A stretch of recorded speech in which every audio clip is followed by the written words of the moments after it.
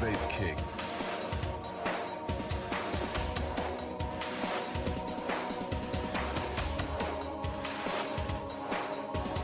Let the bass kick.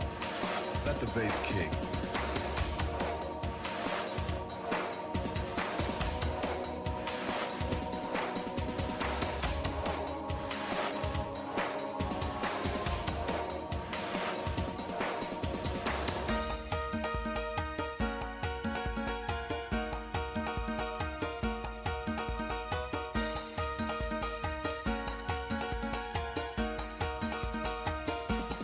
Think about it.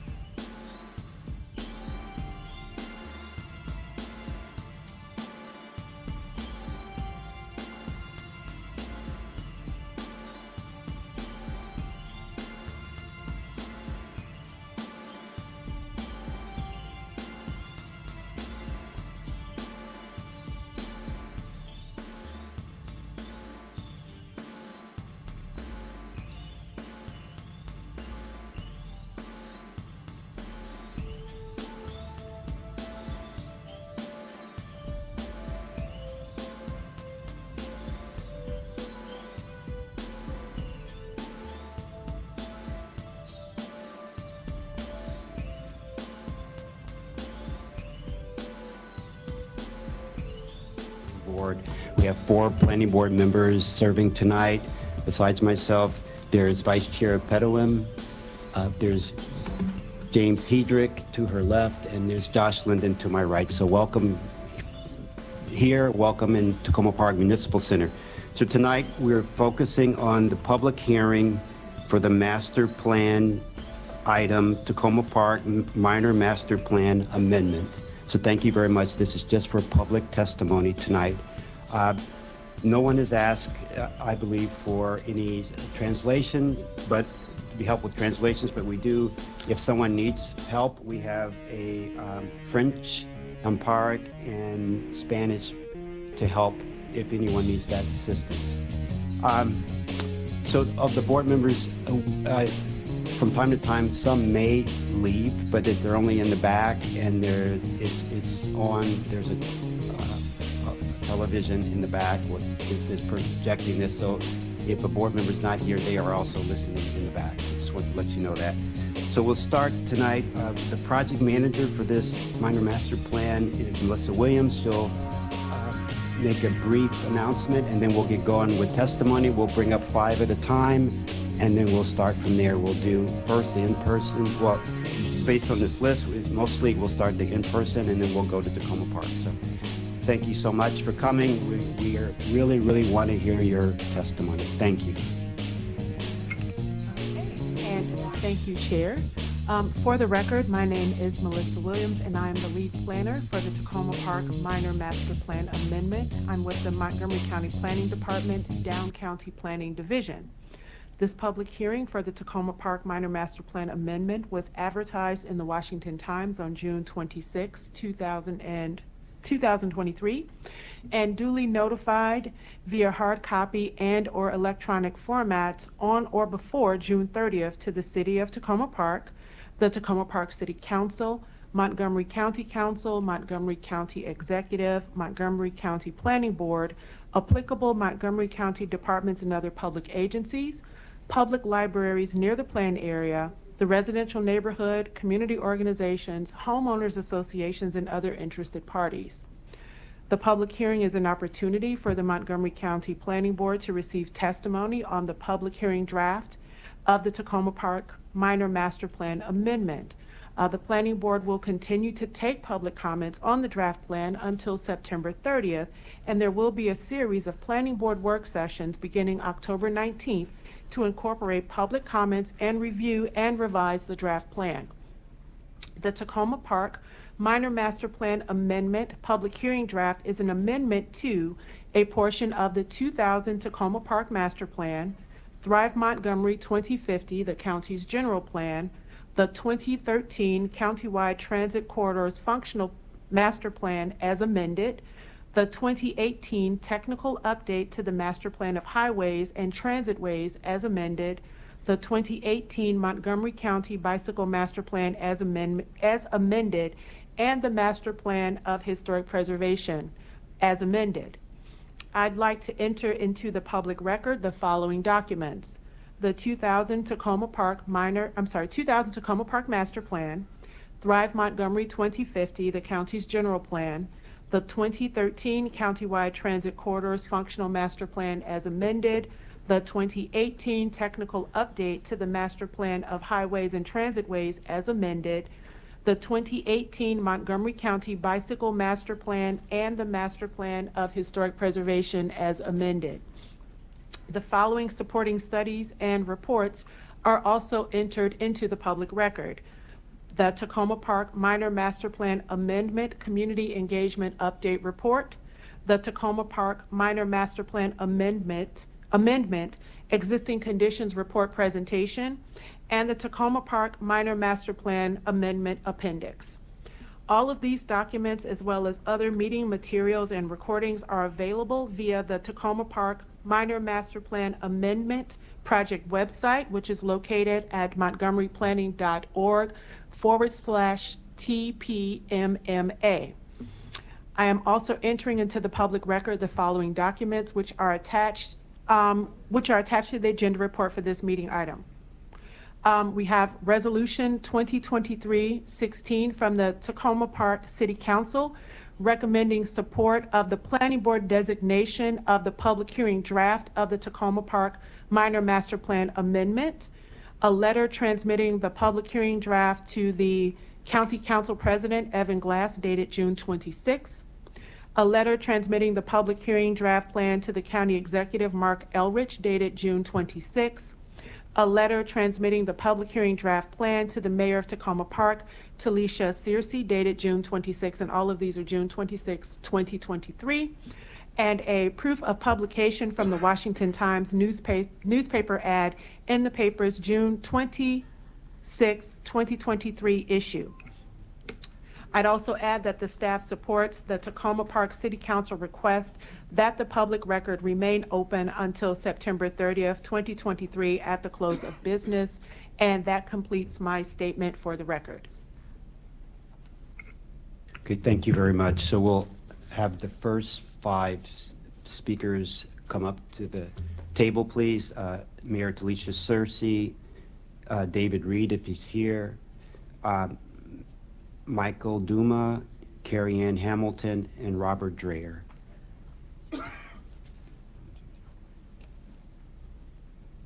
Oh, we have another one, okay. Is Micah Bevington here? Salim Firth? Thank you.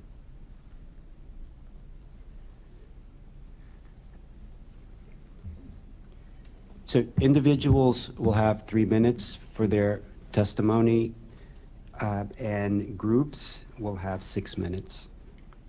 So we'll start with Mayor Searcy. You will have 6 minutes, please.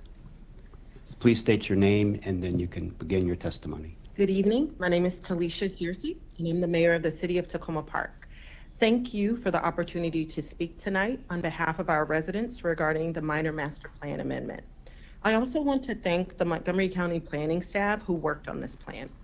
The city of Takoma Park's housing and economic development goals are threefold: preserve, protect, and produce. We want to preserve existing businesses and affordable housing in Takoma Park, including in revitalizing areas. Produce more housing and opportunities for businesses to start and grow across the income spectrum and allow the city to meet our diverse housing and economic needs.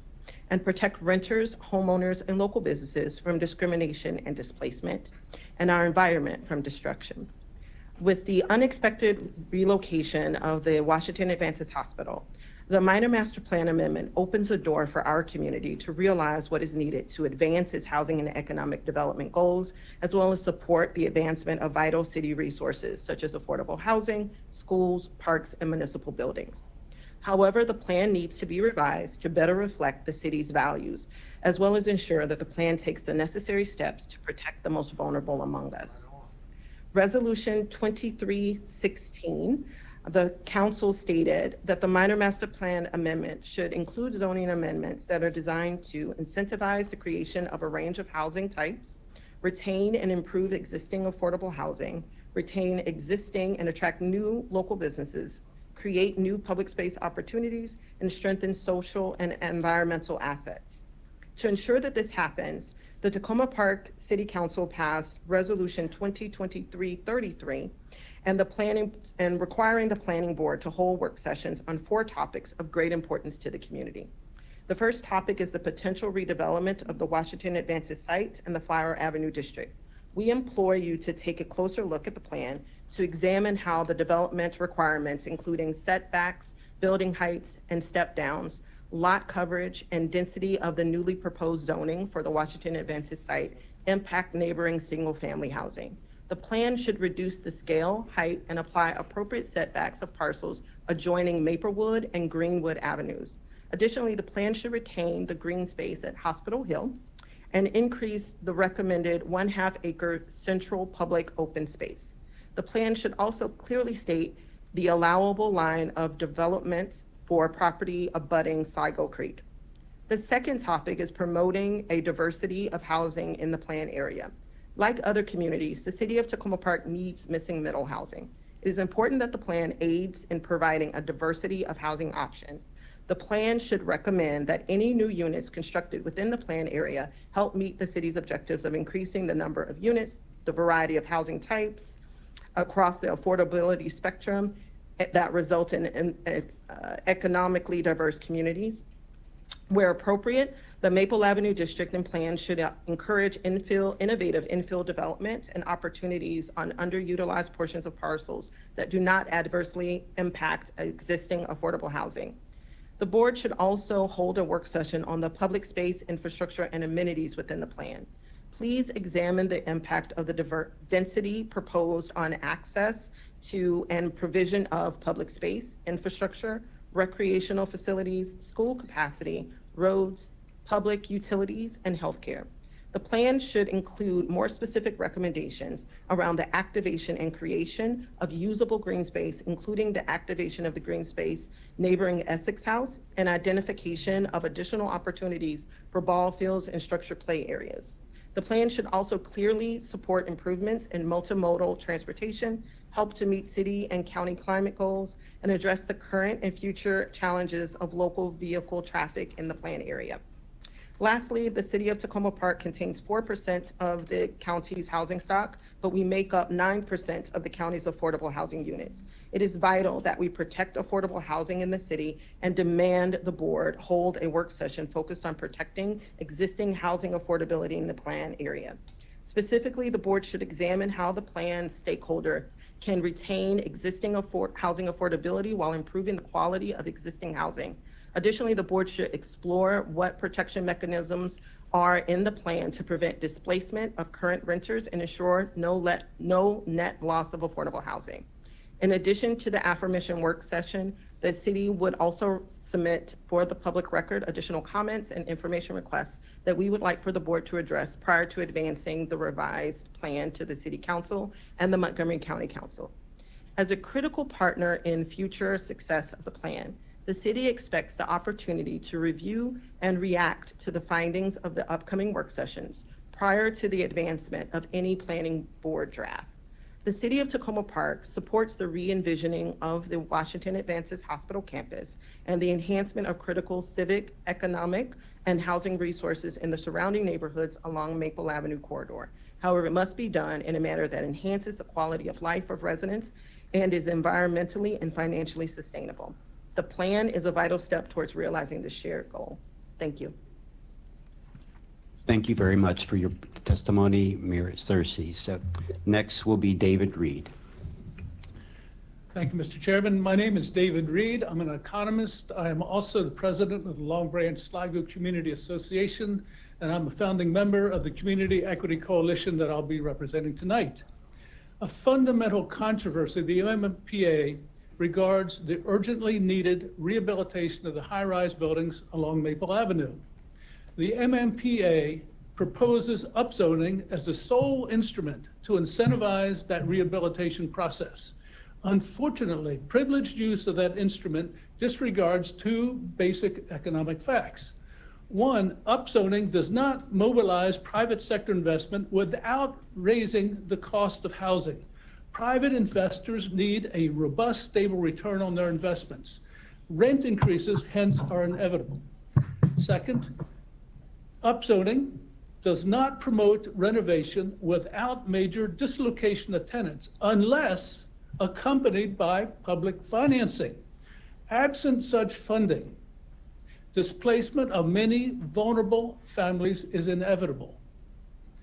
How then can the MMPA claim that it aspires to achieve no net loss of affordable housing by using this very blunt economic instrument and without public financing?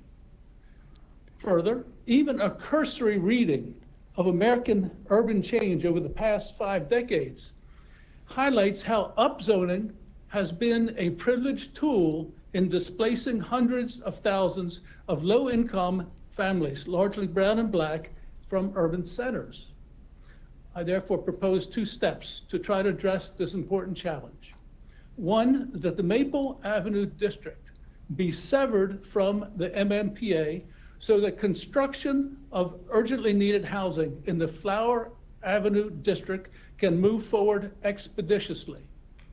And second, I propose that the Planning Board mandate a tailored urban design process on Maple Avenue that, among other things, among other options, one, explores expansion of public ownership opportunities, MHP as a main target and opportunity for them, I believe, that encourages economic cooperative development and that opens missing middle opportunities and options for other folks. Two, that it convenes a forum with private owners to explore obstacles, financing, and timing regarding rehabilitation of their properties. And three, that it identifies sources of public financing that are needed to ensure temporary relocation of residents in buildings undergoing rehabilitation. A dedicated planning process along Maple Avenue will be required to meet the requisites of the equity and master planning framework by which you are guided. To wit, the department must incorporate racial equity and social justice when preparing master plans. I close in thanking Mayor Searcy for her dedication and that of the City Council in trying to find inclusive answers to the challenge posed by the current MMPA. And I close expressing the ardent commitment of the hundreds of residents that I represent to work with you in finding equitable and enduring solutions to our city's needs. Thank you. Thank you, Mr. Reed. Next will be Michael Duma. Thank you. Hi, I'm Michael Duma. I live on Garland Avenue, east of the Upzone land on Greenwood Avenue. And I have one picture I wanted to show. It's the one that's kind of green and pink. But you can put it up later. So tonight I want to talk about the green promenade. So I love that the planners suggested a pedestrian path on the west edge of the old hospital site. I love that the idea of a visual connection to Sligo Creek and the proposed connection to Long Branch. But I want to emphasize that the neighborhood is hilly. It's tricky to move east and west between the Sligo Creek and Long Branch stream trails. The green promenade diagram that's in the draft figures 1 and 8, it's not realistic on the east side. Maplewood, it's steep for kids to bike up or to push a stroller. Even the dogs don't like going up and down Maplewood. In the middle of the Adventist site, it's really steep. So to add some ground truth to this conversation, I prepared this map from the data on the MC Atlas site. So this is the 2-foot contours and the LiDAR kind of mixed together. I guess you guys can see it. So you can see that the cliffs and the hills really kind of stand out there.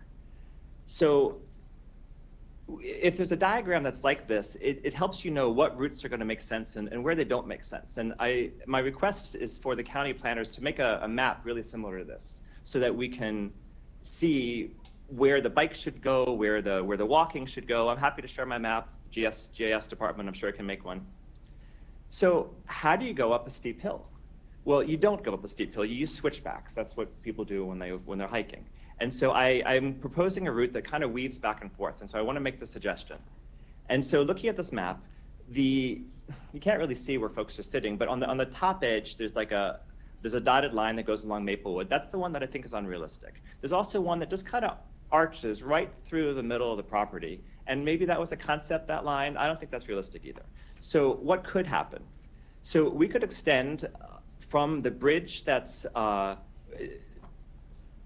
on Carroll Avenue all the way around on the west side of the hospital site over to Maplewood and Maple. So just as was proposed, but I'd like to see this on a map so that people can really see where it could be. And that's a really nice path because you can walk it. It has a bit of an uphill climb. Then from the east side of it, you can swing around to Carroll and Flowell, which was proposed also. And that's walkable. From the corner of Flower Avenue and Carroll, the sidewalk's perfectly good, and that brings you up some more of that hill. So that brings people all the way around in a way that they can walk. Then, how do you get down to Long Branch? Because Maplewood isn't going to work. And my suggestion is to have something else that weaves all the way behind Greenwood. There's a swath of right-of-way that the city owns, and then there's the back of those Greenwood properties, and there's lots of space there. And if a path was put there connecting to Garland, it could go across. And that might be my timer. There's no timer up here. But the basic idea is make a map and then see if we can weave through something that people can walk, because I think people would love to use that. Thank you so much. Next is Carrie Ann Hamilton. Robert Dreher. Good evening. My name is Bob Dreher, and I live in Takoma Park. As you'll hear tonight, the proposed master plan amendment has raised deep concerns in our community. People are taken aback by the sheer size of the development that would be allowed under the proposed plan. 150 and 120-foot tall residential and commercial buildings throughout the inner core of our city, increasing our city's population by as much as 40%.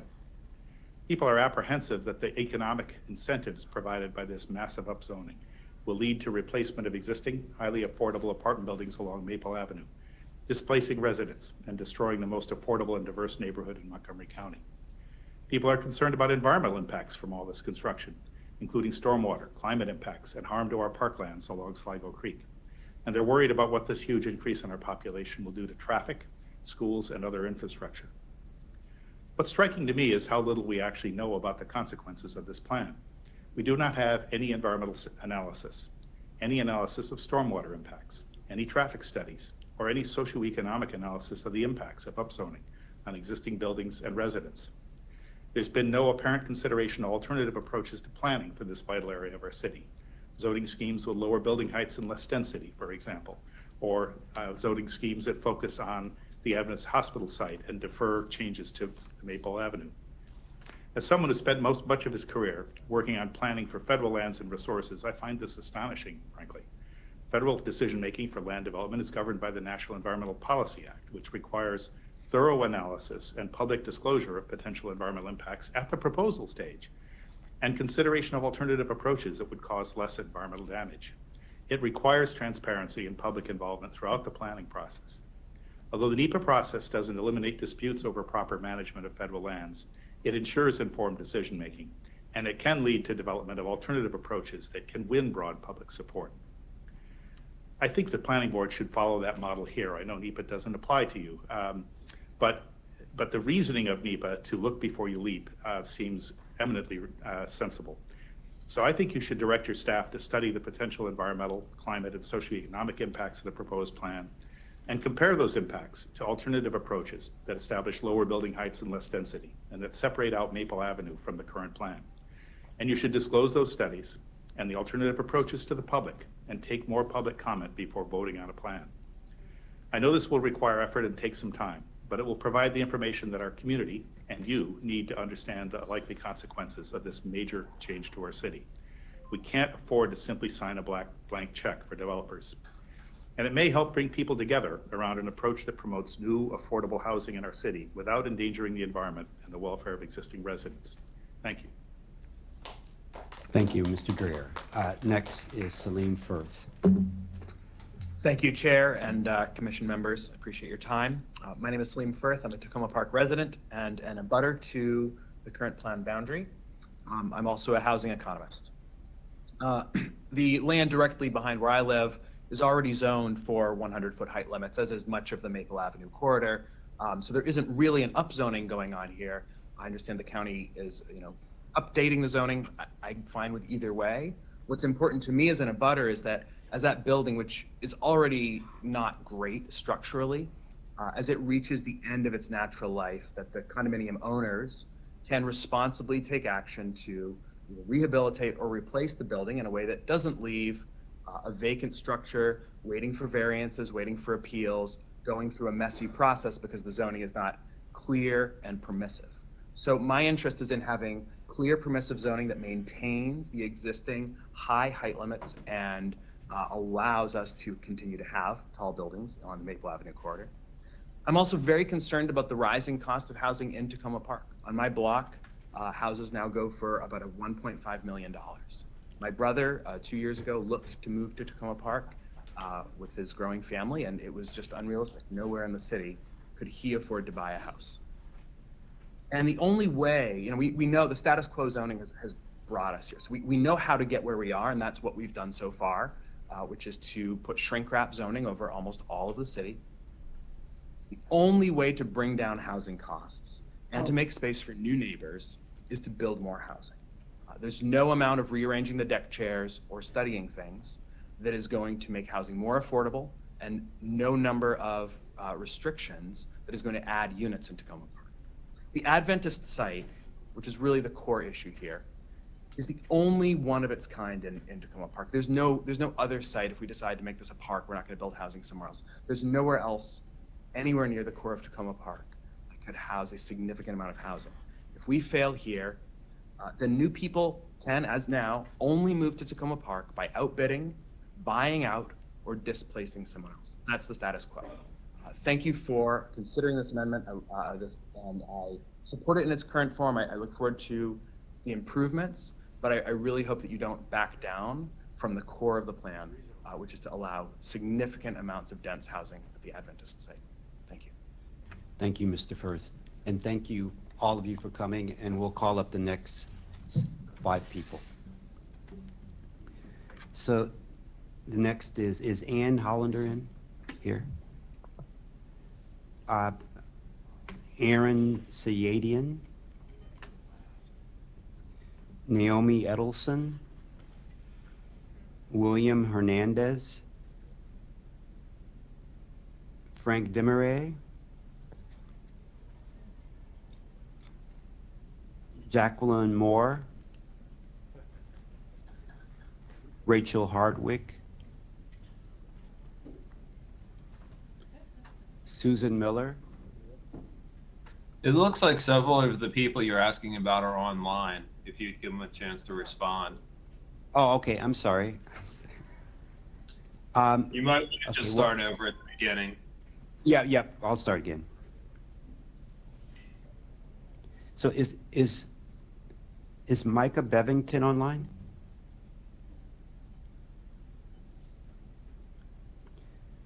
How about Ann Hollander?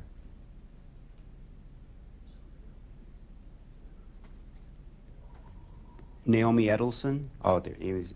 And William Hernandez, is William online? So who did I miss that was online? Oh, Frank. Okay. So why don't we do this? Why don't we take Frank first? And Frank, you're representing the Sligo Creek Parkway, Kennebec Flower, Maplewood Neighborhood Association. So thank you for participating. You have 6 minutes for your testimony. You need to get off of mute, Frank, please. Thought I had it. Thank you very much. Again, my name is Frank Demaray. I live on Maple Avenue, Takoma Park. And I submitted written statement with a series of observations and recommendations on how to improve the plan. Fundamentally, I personally am in support. I'm actually speaking on behalf of myself and only myself at this point. Okay.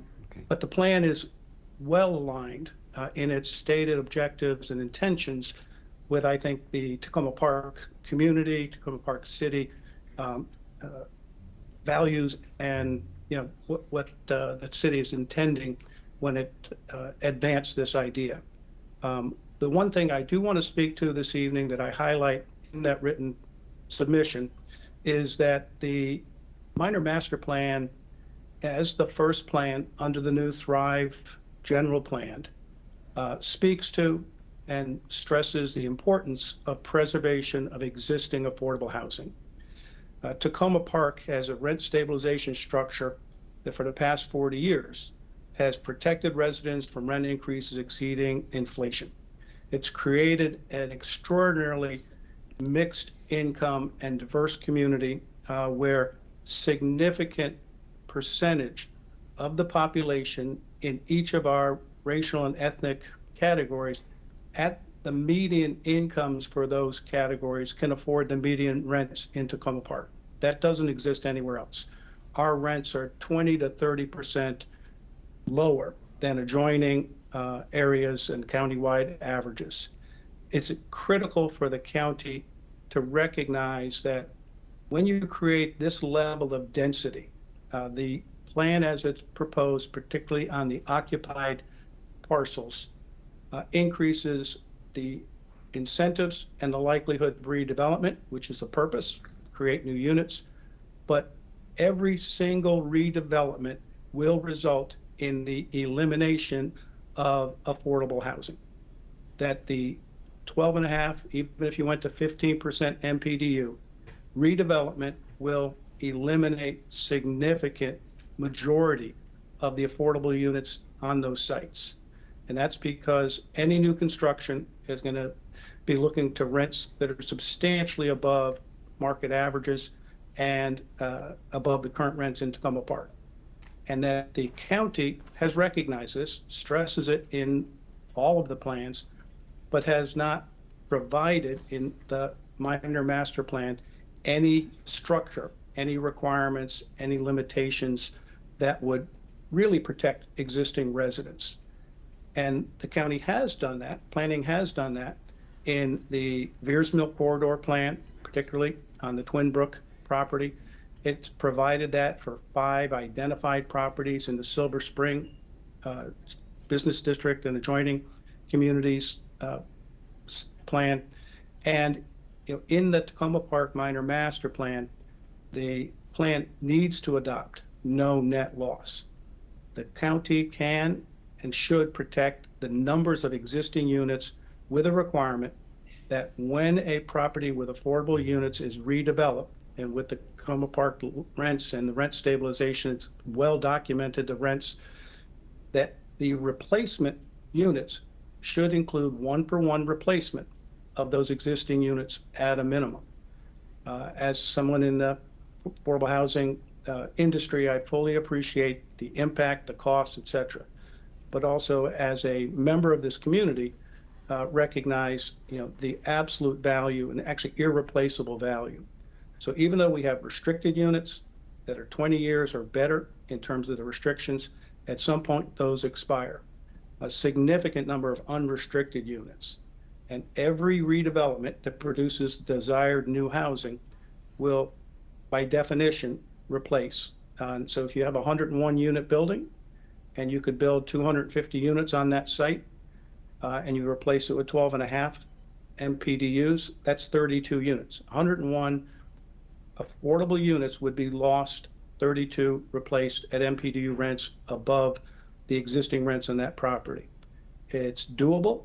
It puts the onus on the property development community, the landowners, to work with that requirement to find a solution. Generally will require some public involvement, but right now the plan only requires a best efforts, a striving for that, and the fundamentals with no net loss in all of our plans of striving and best efforts, et cetera, are insufficient, particularly in a community, but that is the fundamental component that keeps this community, our residents, able to live here, multi-generational, and builds the sense of community that comes with security, that you will be able to stay here. So I just want to stress this as the most critical, and it's the first opportunity coming out of Thrive to really do this right.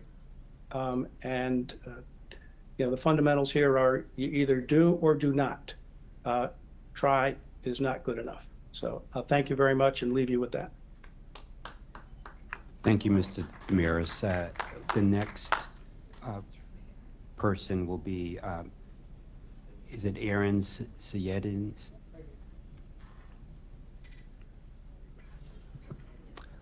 Hi there. My name's Aaron Sayedian. I live on Garland Avenue, so just across the way from the plan area. I've lived in Takoma Park since 2018, and I also operate my business outside of 6930 Carroll Avenue, which is another repurposed Adventist building. I believe used to be Adventist World Headquarters. My story in town starts with me and my wife moving into a multifamily building on Tulip Avenue that probably couldn't be built today, smack in the middle of single-family homes. It was where we moved when we had our first child. Now we own a house on Garland Avenue. And then, of course, I did mention my business. I employ 35 people. We're proud to operate out of Takoma Park, and the people that come to work every day spend money in our community and, liven up the streets. I don't think that the presence of the old Adventist building on Carroll Avenue, if you know it, it's 10 stories right on your way to the metro.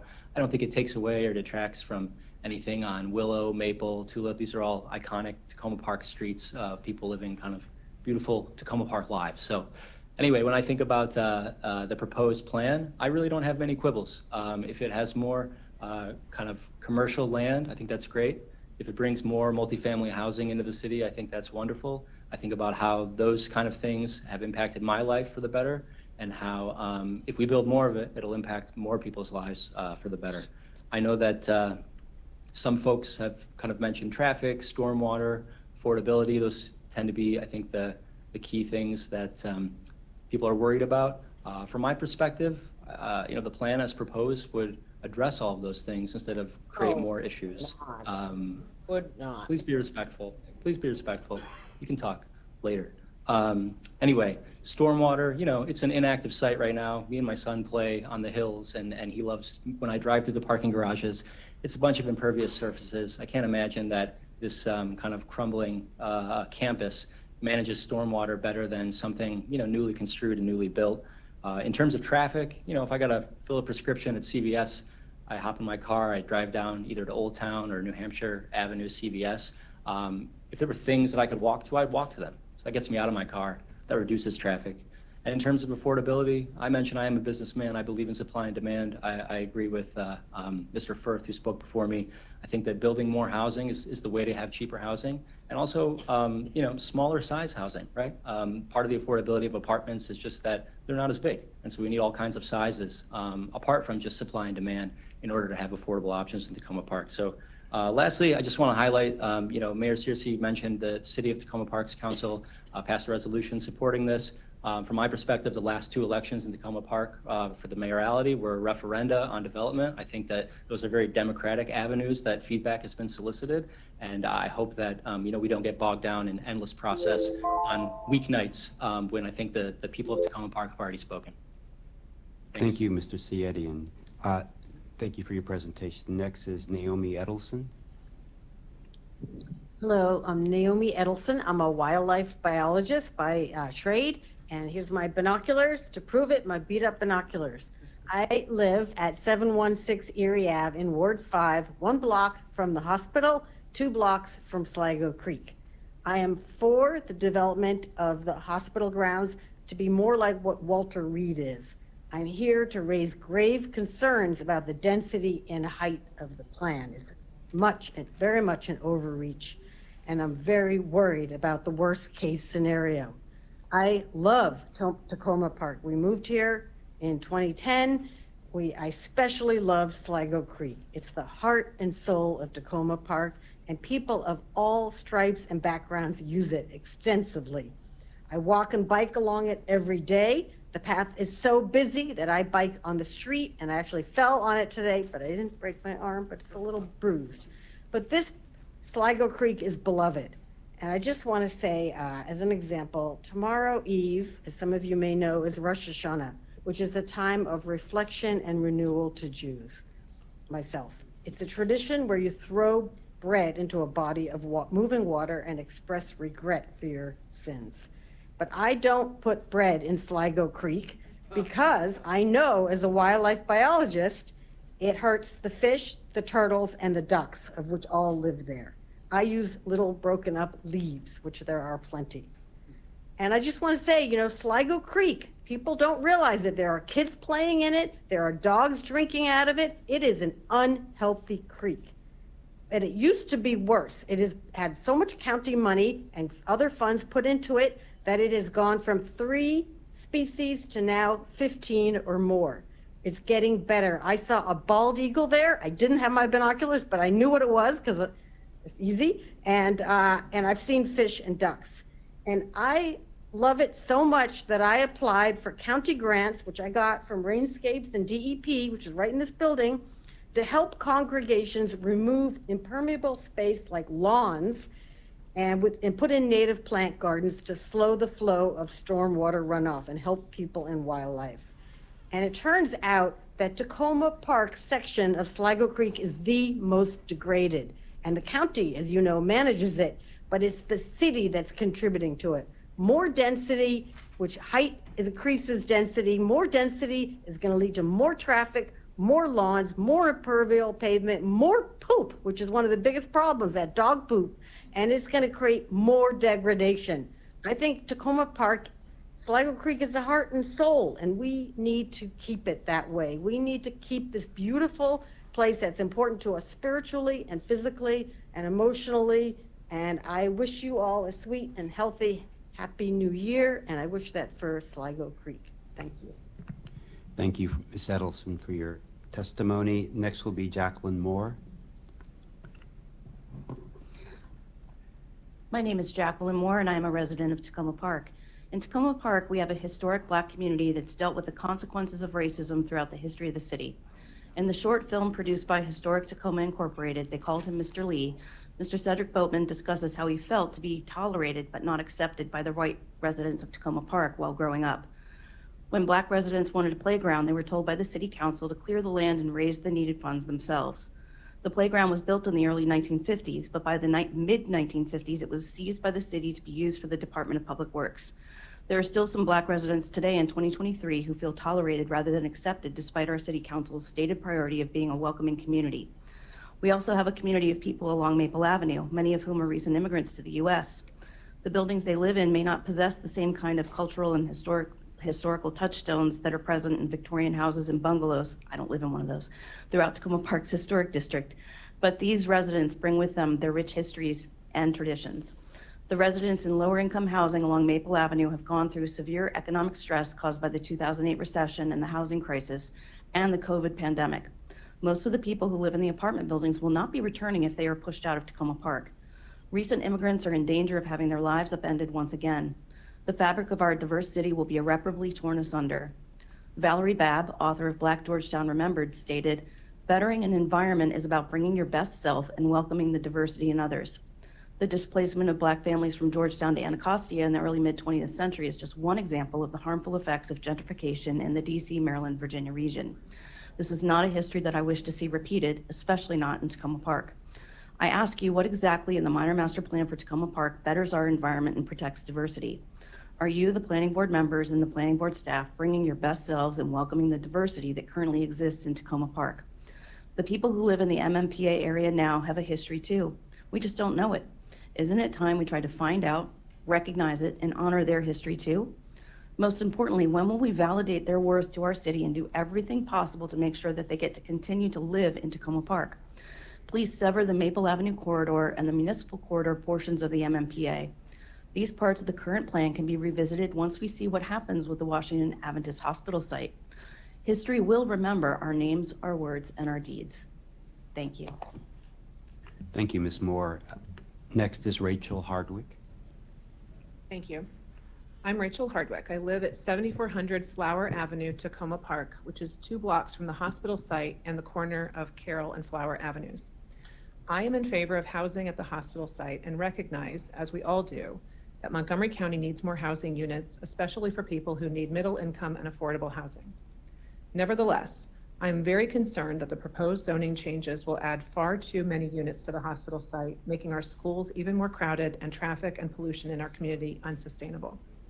Before we are too far into this process, please analyze the effects on traffic, stormwater runoff, demands on city and county services such as the police department, the impact on already crowded schools, and figure out how to solve problems that we know will come if 12-story buildings are allowed at the hospital site. In front of my house, for example, we have a real and dangerous traffic problem. That section of Flower Avenue is very narrow. When it was built in the 1920s, it was not meant to handle the volume of cars of modern times. For over 17 years, I have shared my concerns with Takoma Park city leaders about the volume of traffic and the need for enforcement of the stop signs. The majority of drivers do not stop at the stop sign in front of my house, likely because they're frustrated by the narrowness of the street and the volume of cars, which we have not yet solved despite lots of conversations. And we can only expect those problems to greatly increase. If thousands of housing units and 6,000 to 7,000 people are added to a site over a mile from the metro and over a half a mile to the Purple Line, many cars will travel on surrounding streets, including from Carroll Avenue to Sligo Creek Parkway on Flower Avenue and vice versa. As a parent of recent Blair High School graduates, I know that at a minimum, Blair High School and Rolling Terrace Elementary School are overcrowded now. Blair is bursting and added portables through the years my kids were there, save for the pandemic. We are talking about increasing Takoma Park's population by possibly 40%. Where will the students go to school? And how many other communities outside of Takoma Park will be affected by adding additional students to the public schools? Again, I am in favor of housing at the hospital site, but let's go into it with eyes wide open. Before agreeing to the zoning changes recommended by county planners, I implore you to ensure that an analysis of such building on the site will have on surrounding streets, government services, and on the schools. The analysis is conducted in a meaningful and transparent way. Finally, know that whatever the zoning allows, that is what will be built when for-profit developers develop the site. We experienced that particular phenomenon at the junction in Takoma Park. The chosen builder worked very hard to maximize profit, which I understand, but it would have cost the community a lot. Let's not write that same blueprint here. Please use your authority to plan as best as possible for our beloved community. Thank you. Thank you, Ms. Hardwick. I think that everyone has spoken. Oh, I'm sorry. Could you, I'm sorry, would you repeat your name? And Sue Miller. Okay, thank you. Yeah. Good evening. I'm here tonight representing Community Vision for Takoma, a community group for almost a decade now with over 1,000 people on our list. I moved to Takoma Park after living for years in West Africa and then Brazil. Like many in our city, I chose Takoma Park because I wanted my children to continue to grow up surrounded by racial, cultural, and socioeconomic diversity. My children attended Piney Branch Elementary, the school in the minor master plan area on Maple Avenue.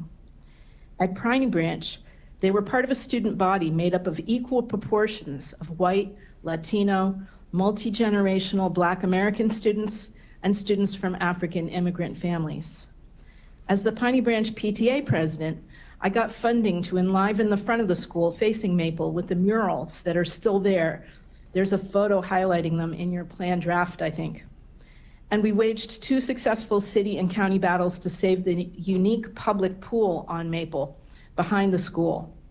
These days, I volunteer for a nonprofit making grocery deliveries for seniors on Maple in the building where my best friend lives. For me, Maple Avenue is the heart of Takoma Park. It makes Takoma Park what it is. Decades ago, our community created a network of public, nonprofit, and private entities to produce what we believe is the densest corridor of affordable housing in the county on Maple. It's never been clear to us why Maple Avenue was appended onto this plan. The conditions and built landscape on Maple present entirely different issues than the abandoned hospital site. We hope we will see new housing on the hospital site, but the issue of aging buildings on Maple will not be solved by this amendment except through teardowns that could lead to displacement and gentrification. And only about half the buildings on Maple are protected by deed covenants. So it feels like a plan developed under a previous planning board is going forward despite widespread opposition from the communities most impacted. Maple Avenue is a community, not an empty campus. They did not ask for upzoning and in fact had no idea this was part of the plan, since outreach sessions were difficult in the pandemic and focused on questions such as, what would you like to see on the hospital site? Or why do you like your neighborhood? We realize there is a commitment under Thrive to build more housing. But why should the Maple Avenue community absorb the additional density when they already live in our densest neighborhood? Why would we try to shoehorn new 15-story buildings into an already dense neighborhood outside any transit walkshed? And how could it be equitable to fill in the only open spaces on Maple, spaces that bring light and sky and trees to people already living there in high-rises? Taking all this into consideration, CVT urges you to remove the Maple District and Municipal District from the amendment. Short of that, we urge you to reduce the proposed zoning on the streets surrounding the campus and down Maple and Lee, and instead match the current heights and density in order to protect our rent-stabilized and garden apartments and to protect our current residents. Please reduce the commercial quotient, which risks displacing more housing with entirely commercial buildings. And on the hospital site, please confine high-rises to the center of the site, away from the creek and surrounding neighborhoods. This amendment could set in motion the undoing of all that makes these neighborhoods affordable. We urge you to look at this plan with the fresh eyes of a new board. Surely you do not intend to trigger displacement and rising rents. There's no reason to barrel forward with the totally inappropriate broad brush upzoning in this amendment. And so we urge you to take all necessary time and make all necessary changes. Thank you for your service to our community. Thank you, Ms. Miller. I think everyone at this table is gone now, so we'll bring up a new set. Karen Elrich, maybe are you in Tacoma? Or you're here. Thank you. Alexandra Reyes Pinkston, are you here or online? Karen Burdett.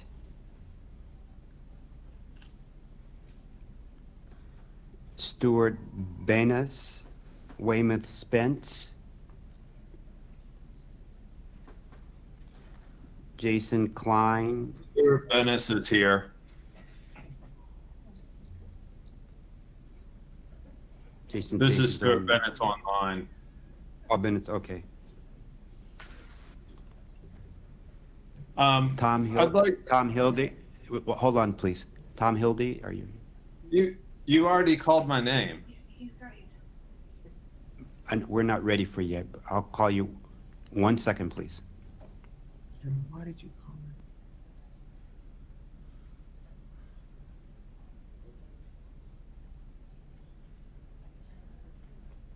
With Mr. Elrich?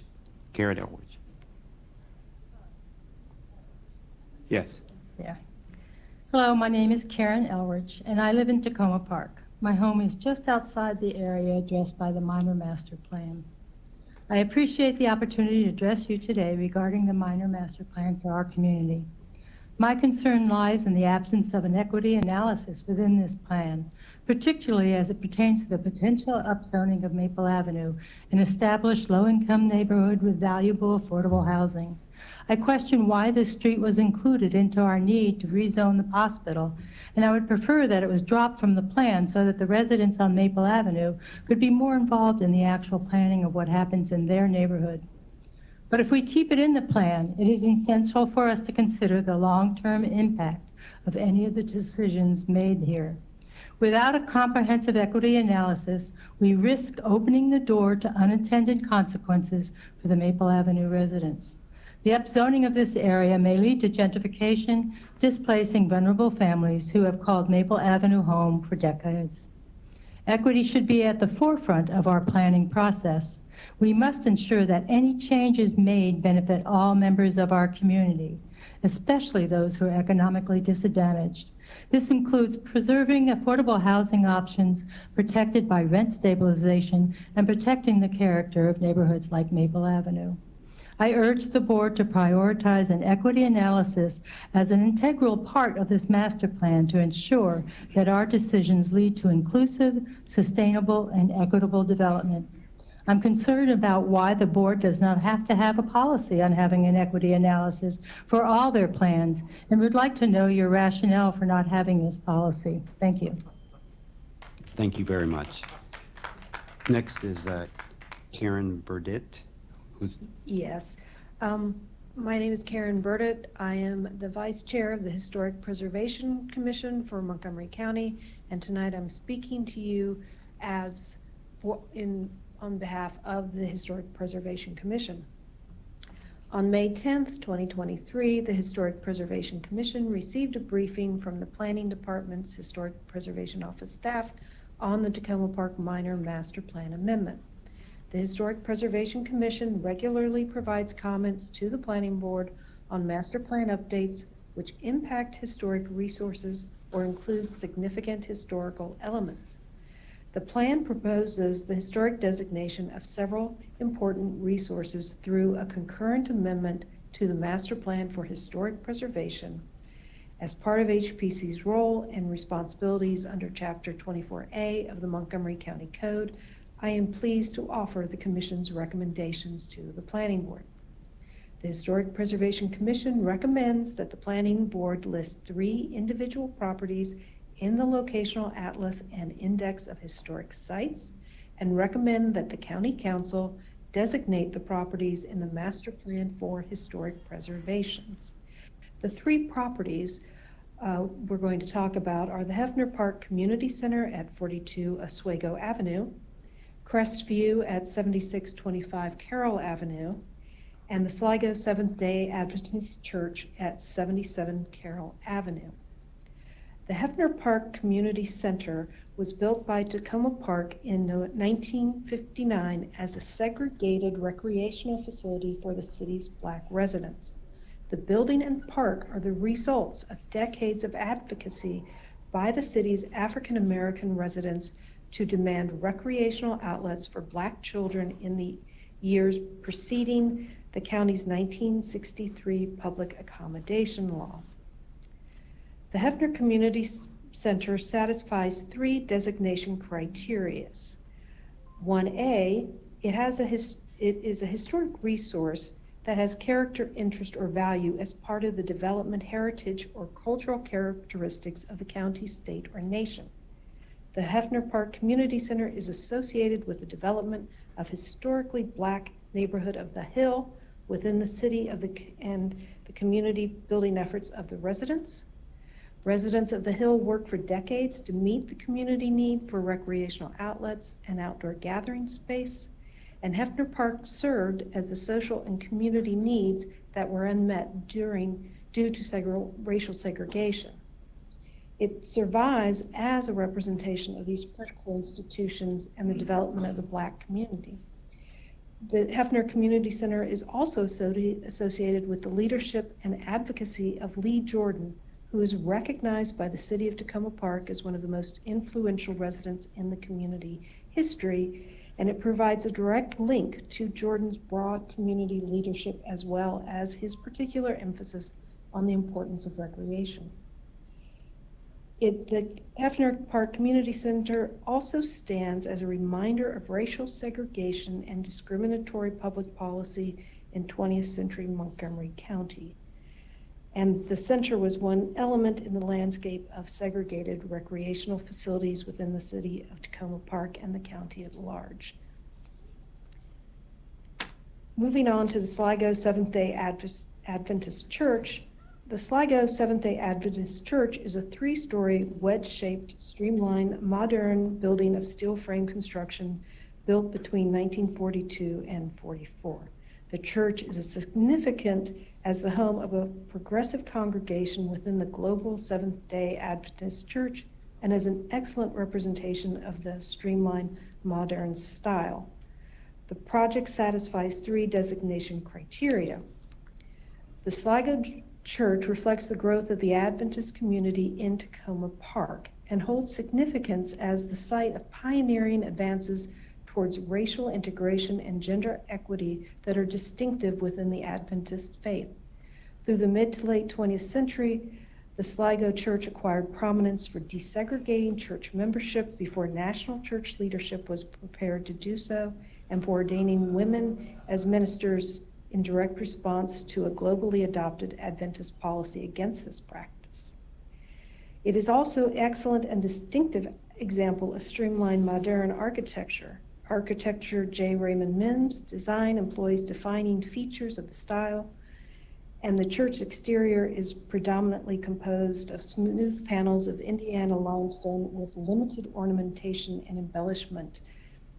This restrained ornamentation is keeping with the streamlined modern style and also befitting the Seventh-day Adventist values and design precepts, which promote simplicity, limited ornamentation, and avoidance of vanity.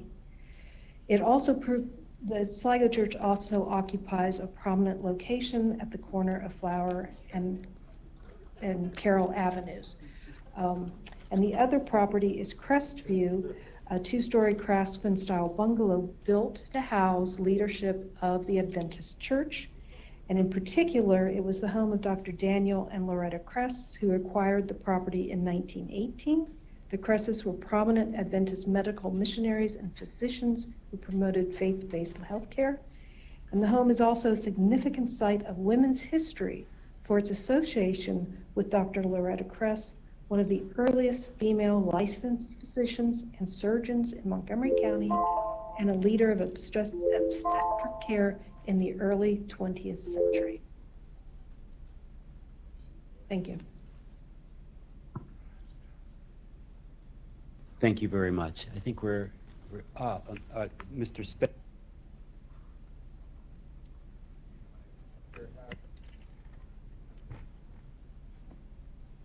Dear Chair Harris and members of the Planning Board, I am Dr. Weymouth Spence, the president of Washington Adventist University. I wish to thank the City of Takoma Park, the Planning Board and its staff for the willingness to re-image what the growth areas of Takoma Park may become through the pending Takoma Park Minor Master Plan Amendment. Our approximate 24.8 acre university is one of the potential growth areas in the plan, and we welcome the opportunities that the public hearing draft presents to us. The university is bounded by Maple Avenue, Flora Avenue, Carroll Avenue, and the former Washington Adventist Hospital site.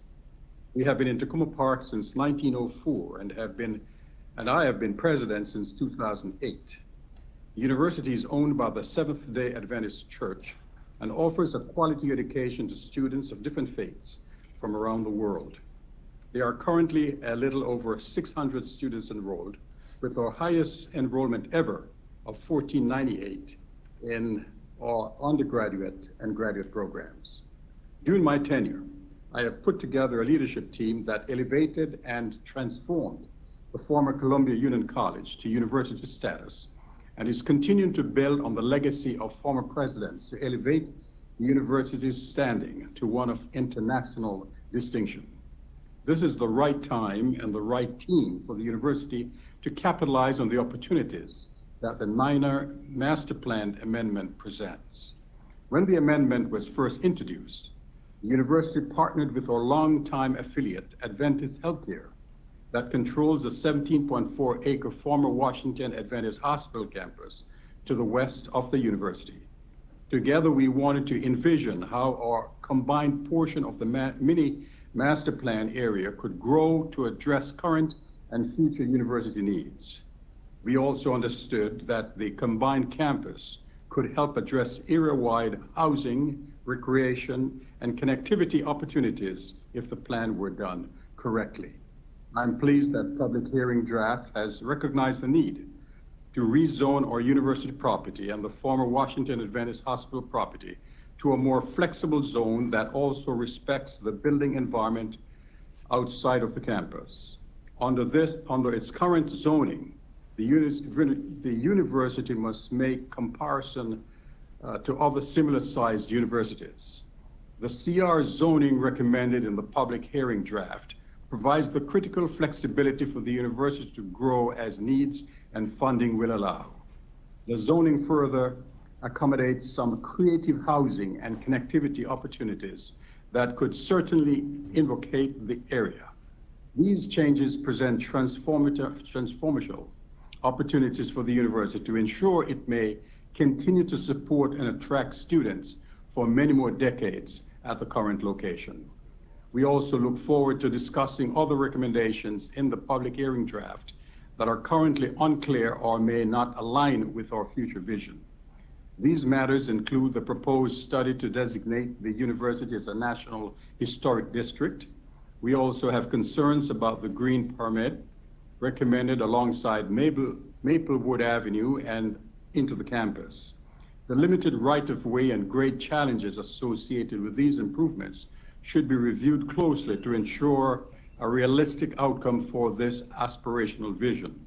We are interested in how the proposed pedestrian and bicycle infrastructure will coordinate with our campus plans and have concerns about the blanket call for adaptive reuse of campus buildings. As such, we look forward to staying engaged as the mini master plan evolves and look forward to working with the city, the planning board, and planning staff to ensure that the plan may accommodate the positive changes that are envisioned for Takoma Park. Thank you for your consideration of our comments.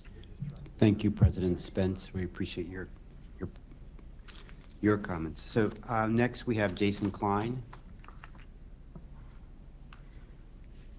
Dear Chair Harris and members of the Planning Board, I am Jason Klein, Executive Director of Corporate Real Estate for Adventist Healthcare, and I'm pleased to offer some comments on the public hearing draft for the Takoma Park Minor Master Plan Amendment regarding the former Washington Adventist Hospital campus that is within the amendment area. As you are aware, Adventist Healthcare and its hospital were a community anchor in Takoma Park for well over 100 years.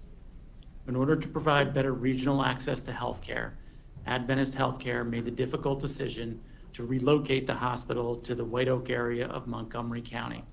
However, Adventist Healthcare remains committed to coordinating with its partner, the Washington Adventist University, to ensure that the former hospital site continues to be a viable and valuable community asset.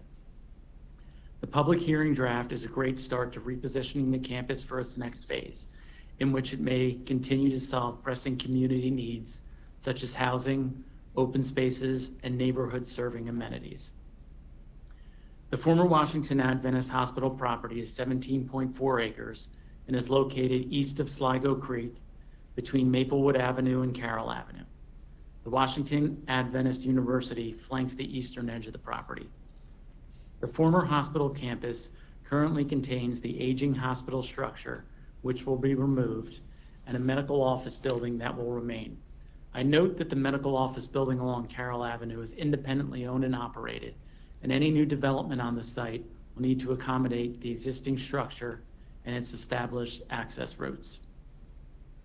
Adventist Healthcare and Washington Adventist University have been active participants in the minor master plan amendment process by attending all the Maryland National Capital Park and Planning Commission open houses, providing a community briefing in late 2022, and attending all Planning Board and Takoma Park City Council plan updates.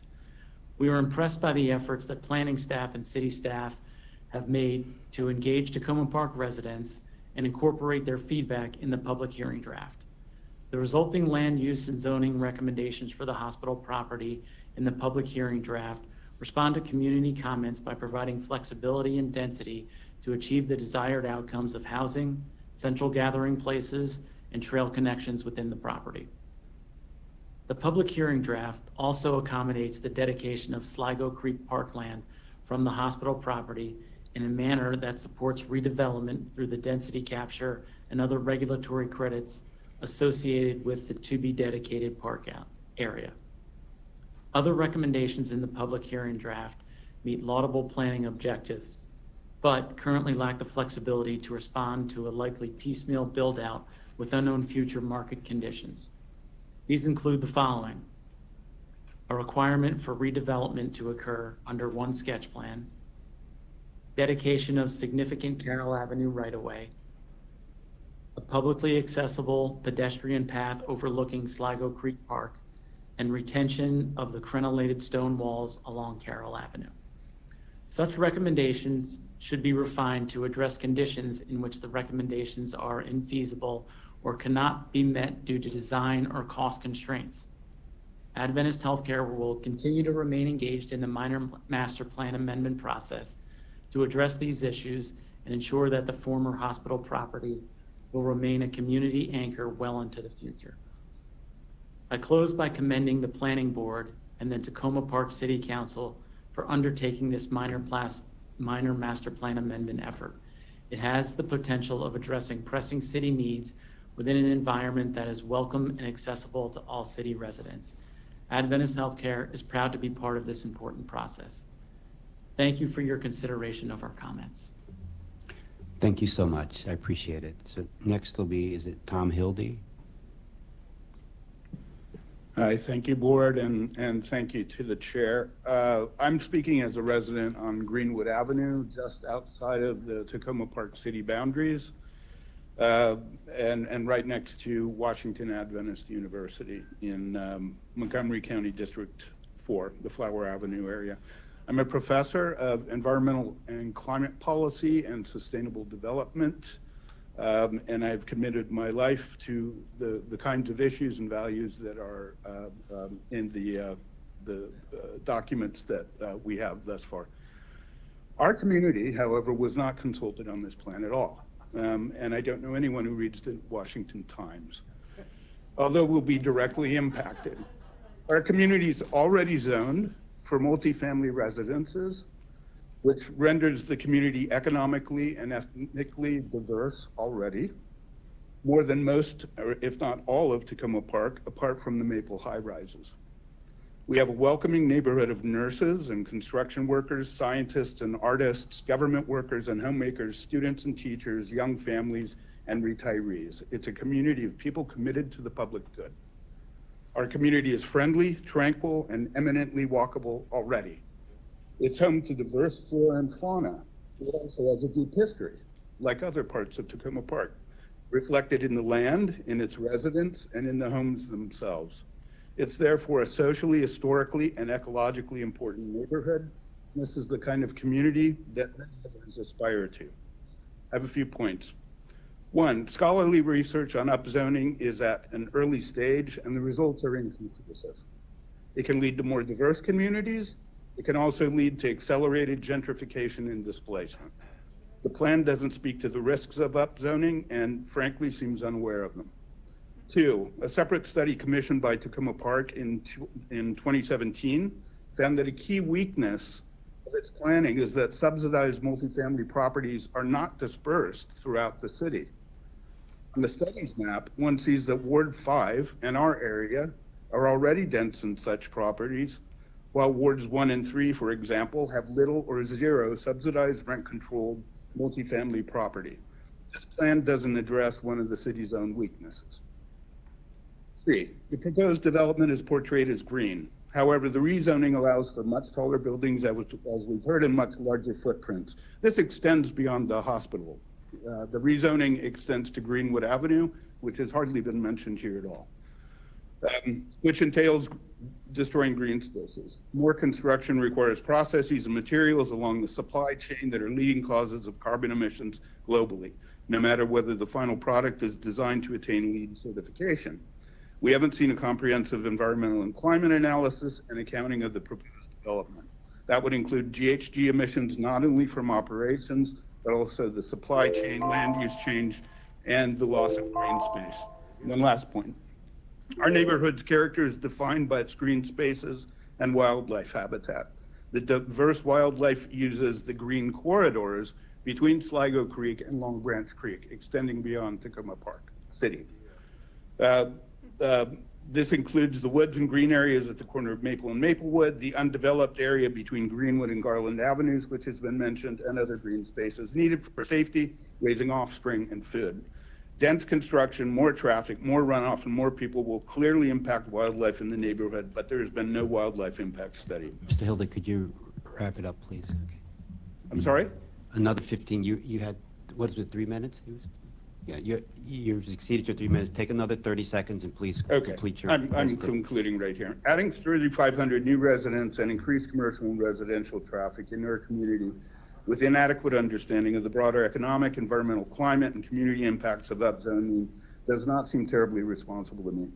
To do so without consulting the diverse community members outside of Takoma Incorporated, while couching the project in the language of equity, diversity, and an abundance of green development planning buzzwords is deeply problematic. Thank you. Thank you very much. I think there's everyone at the table.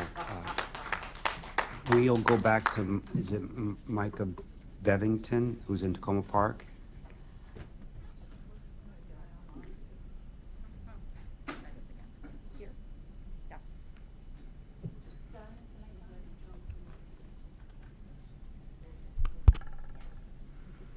Thank you.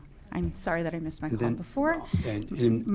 So we'll also, right after you, Ms. Bevington, Marcia Morris can be ready, and then Paul Hubner can be ready. Thank you. Thank you. My name is Micah Bevington. I'm a resident in Ward 2, and I live 2 blocks from the Flower We can't hear you. Avenue District. How about that? Great, thank you. Perfect. My name is Micah. I am a resident in Ward 2. I live 2 blocks from the Flower Avenue District. My comments are in particular around this section of the plan. Other people have said otherwise, but I feel this process has actually not been rushed. I appreciate the efforts to engage neighbors, which reach back in my experience in our neighborhood way back into the middle of the pandemic when we had calls with the university kind of teeing up what was to come. I have a few concerns, but these are not red lights. and I'm going to extend some trust in regards to these concerns, trust to the county and the city to answer my questions and my neighbors' concerns and questions when and if developers ever turn up. Questions around public transport and roads. When the buildings come onto the drawing boards, I need assurance that the county and city will finally answer my neighborhood's serious concerns about traffic flows. Questions around enrollment in our public schools. If it's tight right now, it would be great to welcome new students, but where? And questions around stormwater runoff. We are at the confluence of two creeks in our neighborhood, and this flower district is right at the top of the hill between them. And I know this is odd in this moment in time, but with trust, I look forward to the new zoning and to probably waiting decades for any developer to show up. But I hope that with transparency, that when we get to that next point, we achieve some new zoning in this area, that the city and the council are ready to meet our pretty regular concerns about traffic flow, stormwater, and schools. So thank you. Thank you, Ms. Bevington. Next from Takoma Park, we'll have Marcia Morris. Hi. Thank you for letting me comment. My name is Marcia Morris. I've been at 7710 Garland Avenue for 25 years. And I had several concerns. Green space, height limits around the edge of the plan, stormwater, and net loss of affordable and rent stabilized housing. Green spaces. My property is, I'm on Garland, which is directly behind the university property on Greenwood. But right behind my house is a city right-of-way, which is a wonderful green space that is not really recognized anywhere. It's trees, it's used by the deer every day. We have foxes in the spring, we have rabbits, there are owls. It's really lovely. And it's not recognized. And Shirley is only one of many places like that within this zoning area, which are green and valuable but not recognized. I would like to see that kind of the space behind my house recognized, and I'd like to see spaces like that recognized in the zoning plan so we don't lose them. Height limits are important around the edges of the zoning plan. The university property on Greenwood comes right up to the back of my property, and it's now zoned or planned to be zoned for 55 feet height. The houses in our neighborhood along Greenwood are 1 and 2 story. It's a long-established, warm and welcoming neighborhood, and having those kinds of buildings put right up against us is not compatible with the kind of life we'd like to have. Stormwater, I heard someone brush that question aside, but if they lived on Garland, behind the university, they would not be brushing it aside. Runoff from the land of the university has caused flooding in our yards, in our houses. We had several meetings with the university and the city, but nothing came of those. I think the only people who got any relief were those who filed lawsuits against the university. This new construction is going to bring endless numbers of projects, and my concern is, are we as homeowners going to be forced to fight against each and every project and its problems on our own? I'd like to see the city and the council, the county, acknowledge our problems and be prepared to support us. I have just one point: net loss of affordable and rent stabilized housing. That's not part of the Flower Avenue district, but it's part of what's happening in Takoma Park.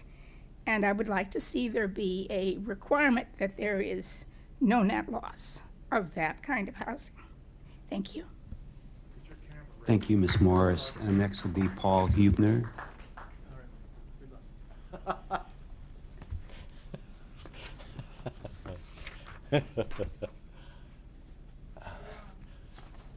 Look to you, buddy. All right, you got it. Good evening. Paul Hubner, Takoma Park, Maryland. As both a past president of the AIA and another noteworthy local resident have said, the MMPA is neither minor, nor master, nor an amendment. It is a massive upzoning and permits an insidious form of urban removal. Any approvable plan should rightly follow what residents are trying to create: low and missing middle income housing on the old hospital site alone. Instead, we get a blunt instrument that lacks any analysis of potential displacement of local residents, any analysis of traffic, stormwater, schooling, or environmental impacts. Noticeably, it neglects any equity analysis. We asked but have not received any actual plan or number of housing units per sector. The plan merely acknowledges the addition of some 3,500 new housing units, which equates to nearly 9,000 new residents. Many of us are mystified as to why the Maple Avenue corridor is even in this so-called plan. The current MMPA will not just keep lower and middle income folks out, it will likely displace many existing residents and will effectively keep them out for the first 5-year period that any rent controls are eliminated. The MMPA flips the script on Montgomery County zoning, which has been traditionally used to add residential units to commercial corridors. The current plan allows more and bigger commercial buildings into the residential area that currently provides the lowest per unit housing costs of any area in Montgomery County. The allowance for these massive new heights will increase property values and further increase costs to build and to rent. It will also potentially allow the most destructive thing that could possibly occur: tearing down the existing buildings on the Maple Avenue corridor due to higher land values, increased density, and commercial development. This plan will allow by right any developer to build anything included in the new zoning unless specifically precluded in writing. Please consider carefully. Why was the Maple Avenue corridor included at all? What specific protections will be afforded in writing to protect all current residents, especially those in rent-controlled units, and to protect all city rent controls? When and how will you require a detailed and comprehensive environmental analysis? When and how will you require a detailed traffic study? When and how will you discuss a realistic stormwater management plan? And when will you release a detailed plan with the housing units and locations? I know how important affordable, stable, and safe housing is. I grew up in rental apartments. My mother, sister, and I moved 9 times during my childhood. But I was one of the lucky ones. I got to continue attending the same schools. Protect the people in our community. Thank you for your time. Thank you, Mr. Hubner. I think we just have one more person in Takoma Park, so why don't we just take that person and then we'll go back here. So Richard Masterson. Actually, you called my name a half hour ago, and I am in Takoma Park. Who's that? It's not you, Richard. Okay. You called Richard my name a Masterson, half please. hour ago. You'll be next, sir. After this person, Mr. Richard Masterson, please. Thank you. Richard Masterson, Ward 5 here in Takoma Park. And I want to thank the professional planners for coming up with something. I don't think the citizens themselves would have taken the initiative to develop anything. As diverse as we are, our interests and daily habits and practices would not initiate such a thing. But what we need is for these professionals who have their interests and their skills in designing developments to work with the people who live there. The buildings are not going to be built for financiers, they're going to be built for residents. I agree with most of those people that are advising caution on several issues. I would like to see something about the streets, traffic. The bridge across Sligo Creek has about a 12-inch turn radius on one corner. Most streets in town have 3-foot turn radii, which is still way too small. If you drive anything with over a 10-foot wheelbase, which is anything,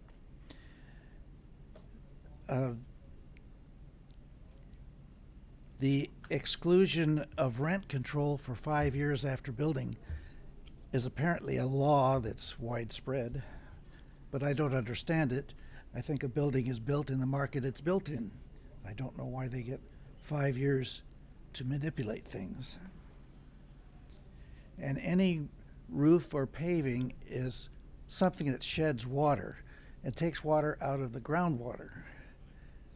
Most water supply, most vegetation relies on groundwater. So we're defeating ourselves when we allow stormwater to escape.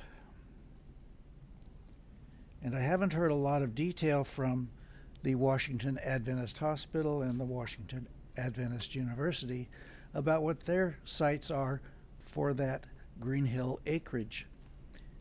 Do they plan on high-rise schools? Are they going to stop with the buildings they have and consider that the end of their physical growth? Is all their property going to be put on the market? Is that what they want? And building heights. We don't picture ourselves a high-rise urban center. We would like some staging, some stepping in those heights so that we don't have 10-story buildings next to 2-story houses. And I'll leave it to the architects to define that and explain it. We like sunlight and we like green. And we like to be able to meet people. I would like to see that our designers address all the details and as many of the otherwise unintended consequences a professional designer can predict before construction is initiated. Thank you. Thank you, Mr. Masterson. Thank you very much. So next we'll have Mr. Stuart Benas. Thank you. Thank you for waiting. I live on Greenwood Avenue. I've been here for about 9 years, and I'm about 1 block from where this upzoning will occur. I find the plan frankly naive, and the people of downtown Takoma Park who support it probably will be unaffected by it. Putting 3,500 units in this area will drive most of the traffic onto Flower Avenue and the surrounding streets. When we put a few stop signs on Flower Avenue just to create some traffic smoothing, what I noticed immediately was that Greenwood Avenue and Garland Avenue became racetracks during rush hour. I dare any member of the Planning Council to come to the corner of Flower Avenue and Piney Branch at 5 p.m. and watch the reckless way in which people try to get through that light within 3 cycles. The streets in this neighborhood are too narrow and do not support any increase in growth, much less what has been proposed. This plan is naive. I would recommend that you limit the growth to 3 stories or to townhouses only.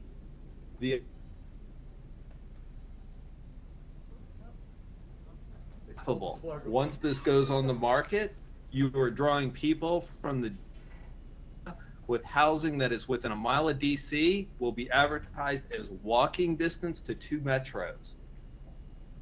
It will drive prices out of sight. The idea that this would be affordable housing is not realistic.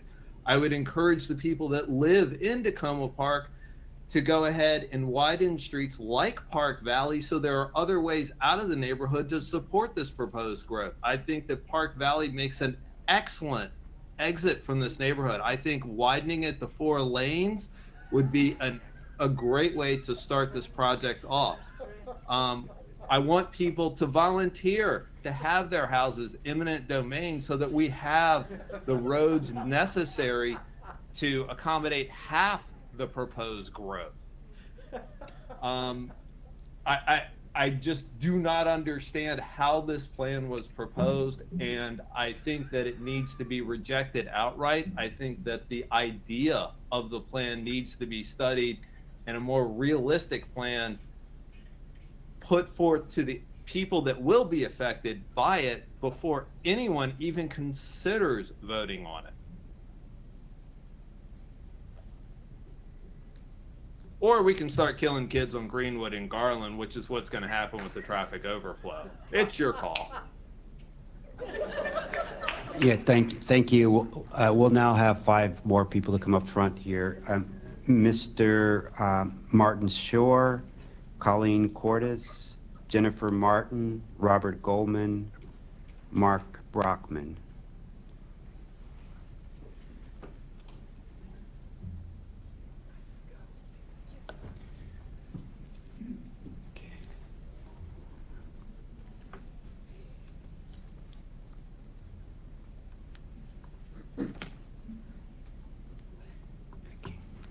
We'll start with Mr. Shore.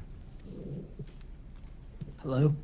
Yeah, my name is Martin Shore. I've lived in Takoma Park since 2009, but I really discovered Takoma Park when I went to University of Maryland at architecture school in 1989. So I've known the neighborhood for a long time. And the first thing I noticed about Takoma Park was when I came from the University of Maryland, all of a sudden you reach New Hampshire Avenue and East-West Highway, and 4-lane highway becomes a 2-lane highway. And it immediately told me that something's different about Takoma Park. That was a conscious decision that someone made to keep that highway narrow. In fact, all the highways and all the streets in Takoma Park that are major routes are two lanes. And that's important. It's one of the things that gives Takoma Park its character. Yeah, I want to talk also about the environment a little bit. First of all, I want to say everybody who went before me, they said it so eloquently. I'm so happy I live in this neighborhood with so many talented people. The worst intersection besides the one at Piney Branch, which the man said before, is at the Sligo Creek Parkway in Maple. Awful, awful, awful, awful. I think the man said it has a 3-degree turn. It can't take the traffic. Plus, at certain times of the year, I don't know if you know this, but it floods. You can't use it because it floods. So I just wanted to say those 2 things. Secondly, I'm an architect. I'm not against development. I appreciated the mayor's notion about preserve and the woman from the Historic Preservation Council. I work at an agency that also the mission is preserve. I'm in the camp where the greatest preservation, the most important sustainable building is the building that's already there. We have buildings that define the character of the university and the hospital. By the way, I did develop a plan. I'll share it with you. You have school buildings there. Use the, if you need more school rooms, use that as school rooms. You have apartment houses there, double loaded corridors with bathrooms. That's why office buildings can't be transferred to apartments easily. They don't have enough bathrooms. Hospitals, each room has a bathroom. It makes reusing and recycling that as apartments much easier. Anyway, that's all. Thank you. Thank you very much. Next is Colleen Cordes. Good evening, Colleen Cordes. Sorry. Colleen Cordes, Takoma Park resident, former chair of the city's tree commission. First, I urge you to remove the Maple Avenue and municipal districts from the plan area. No persuasive rationale has been offered for their inclusion, yet it poses a grave threat of displacement for current Maple residents. This may be the most affordable neighborhood in the entire county. It's also that rare affordable neighborhood, rich in public services and amenities, good schools, 3 parks, bus line access, and a wide range of city services, all within walking distance. To gamble with this neighborhood's future through careless upzoning would reinforce systemic racism. Second, please oppose the racially and economically inequitable goal for tree canopy cover that is proposed for the plan area. The proposed goal of 45% directly conflicts with the citywide tree canopy goal set by the City Council in 2020 of 60%. A 45% goal is unfair, especially given the severity of the heat island effect in the plan area, documented in the draft plan. It would continue the inequitable access to trees' many benefits for residents of the plan area. The estimated tree canopy in the area now is about 43%. That's well below the current city average of about 58%. Appendix B shows the plan area is majority residents of color and majority residents with low and modest incomes. The City Council has set a clear policy of prioritizing planting and preserving trees in areas with lower canopy to improve equity. This is one such area. So expanding tree canopy should be prioritized in the plan. Instead, it undermines Takoma Park's citywide goal. Again, please avoid perpetuating systemic racism. Raise this goal to 60%. Third, the draft states the plan could yield as many 3,500 additional housing units. However, it does not calculate how many new units each of the 3 districts would contribute. That's obviously critical information for planning purposes. Please ask the planning staff to prioritize doing that calculation and sharing it with you and the public, the City Council, and city staff ASAP. Fourth and last, the proposed upzoning unwisely allows redevelopment of almost all sites in the plan area for 100% commercial uses. The reason given to increase flexibility for future development. Such extreme flexibility looks like a plan, not to have a plan. For example, the old hospital site offers the prime opportunity for more urgently needed housing, affordable to residents with middle, moderate, and low incomes. But the plan allows it to be developed with no residential units at all. That major housing opportunity could be lost to totally commercial uses, like a new hotel. Even worse could happen to Maple Avenue, almost through.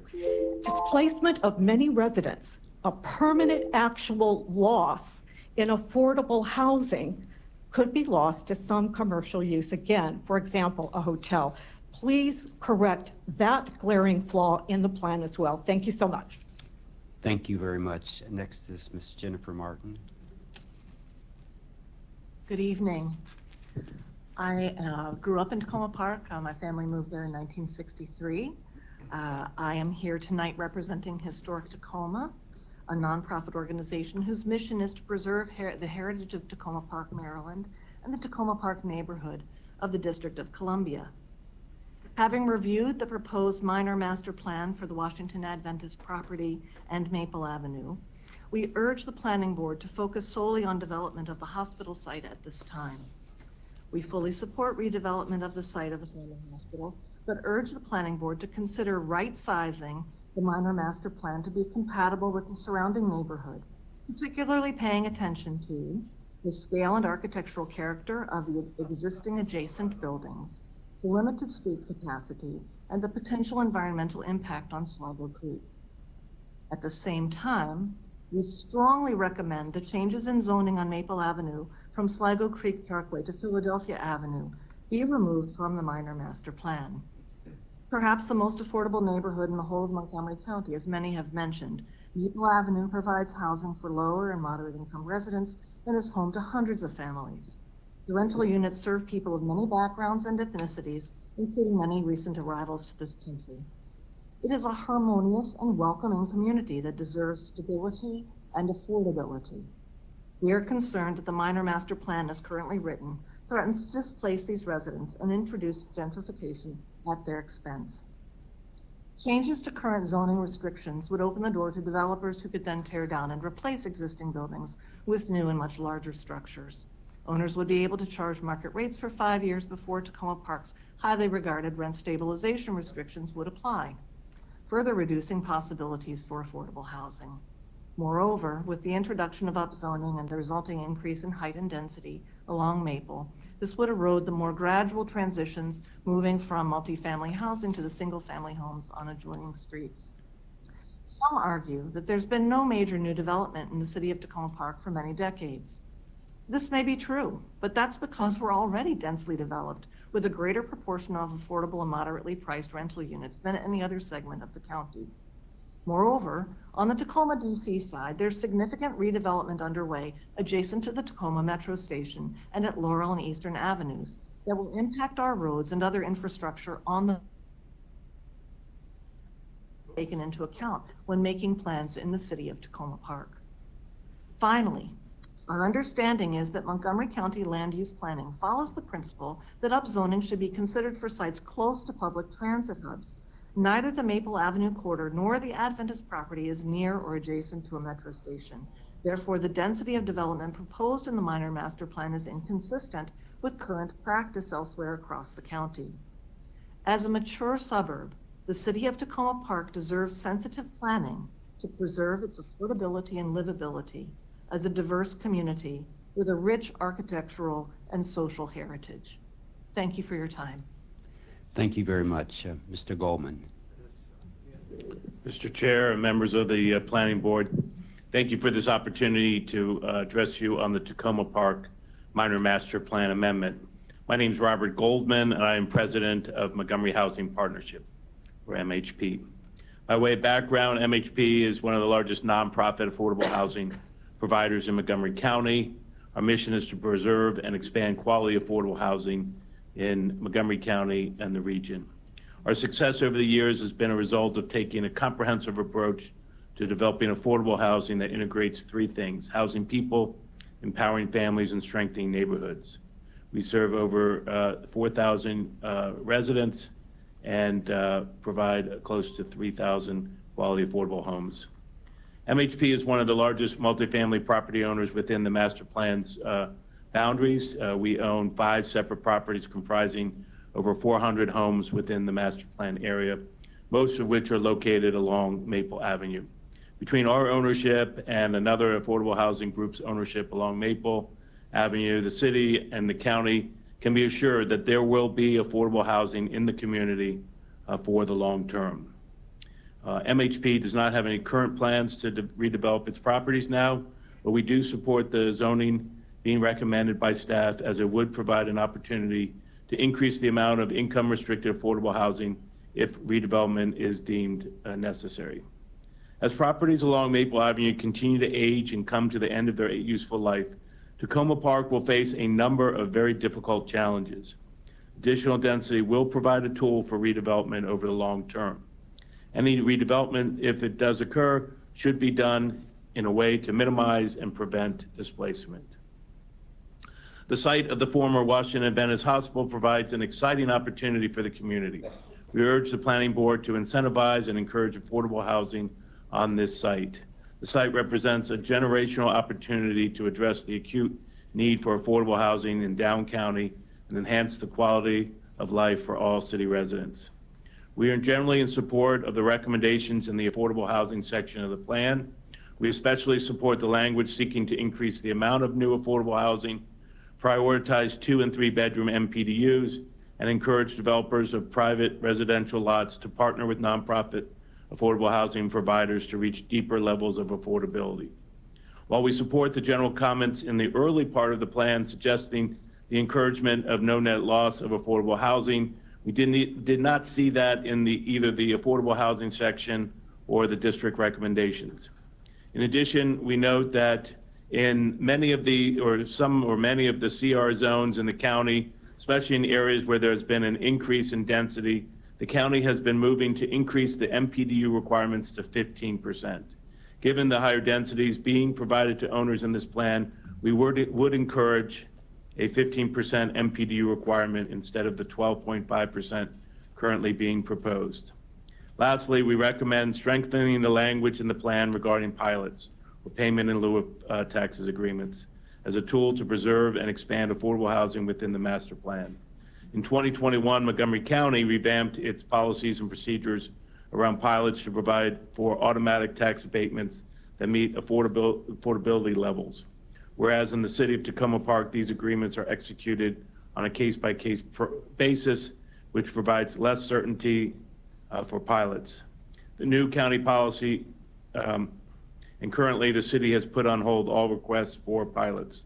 The new county policy has had a significant positive impact on the ability of nonprofits to acquire naturally occurring affordable housing, and we believe that strongly encouraging the use of by-right pilots in Takoma Park will help to preserve existing affordable housing within the master plan areas boundaries. Thank you for your consideration. Thank you, Mr. Goldman. Next will be Mark Brockman. Hello, my name is Mark Brockman. I live at 8305 Roanoke Avenue in Ward 5, and I've lived in Takoma Park for over 25 years. I'm looking forward to affordable housing at the old hospital site. I understand the need for rezoning on that site. Ideally, a height limit of 75 feet would be enforced in order to keep the cost down so that the resulting apartments will be affordable housing instead of luxury apartments. Specific to the changing building codes along Maple Avenue, I may have missed it, but in the plan, I didn't see the part of the plan that states where people will live temporarily while the new building is being constructed to replace their current one. And I didn't see the part of the plan that covers the financial assistance that would be provided to them if their temporary housing costs more per month than what they had been paying. And I didn't see the part of the plan that states who would be paying expenses for the tenants to move out and then back in when each project is complete. And I looked, but I didn't see the part of the plan that provides financial assistance to current residents during those first 5 years without rent control. I'm sure the information is in there somewhere, because we know that people aren't going to just stand at the bus stop while the crew is putting up steel beams. They got to live somewhere. Don't get me wrong, I know you guys have worked really hard for the past 2 years on this, so the plan must be comprehensive in scope. I'm sure since you've been so kind as to invite us here to give public comments on the plan, that it includes all the necessary things like a traffic analysis for how new construction will affect our local streets, or an environmental study of how the project will affect the existing green spaces in the area, as well as the nearby Sligo Creek. And I have no doubt you've included an equity analysis to ensure that you are promoting greater equity, diversity, and inclusion within our community, because that's the kind of what Takoma Park is all about. But maybe I missed that too. Or did these things come later, after the new building codes have been improved? After the time for public comment to make any tangible recommendations to the plan has already passed? I'm sure all that information is in the plan now. It's got to be. And if it's not, it should be. Thank you for your time. Thank you very much. I think we're taking everyone at the table. We'll go for the next group. So, Dennis Jones. Oh, Denise Jones, I'm sorry. Jim Schulman.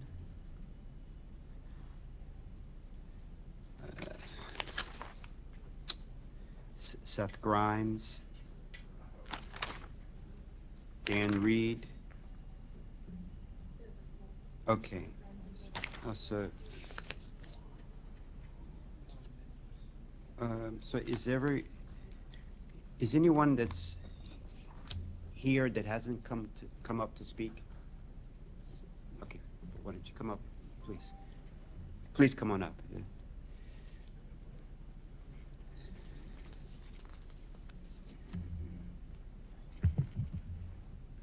Excuse me, what is your name, please?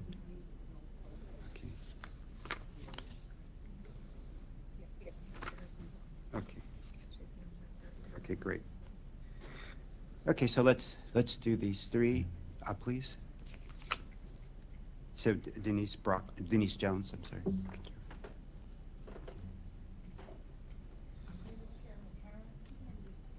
See this? Dear Chairman Harris and Planning Board, my graduate school daughter and I were talking today about a chapter she read about justice-focused coaching, often aimed at transforming systems that are inequitable, unjust, and insidious in power dynamics. This immediately made me think of the city of Takoma Park and the Montgomery County Planning Board.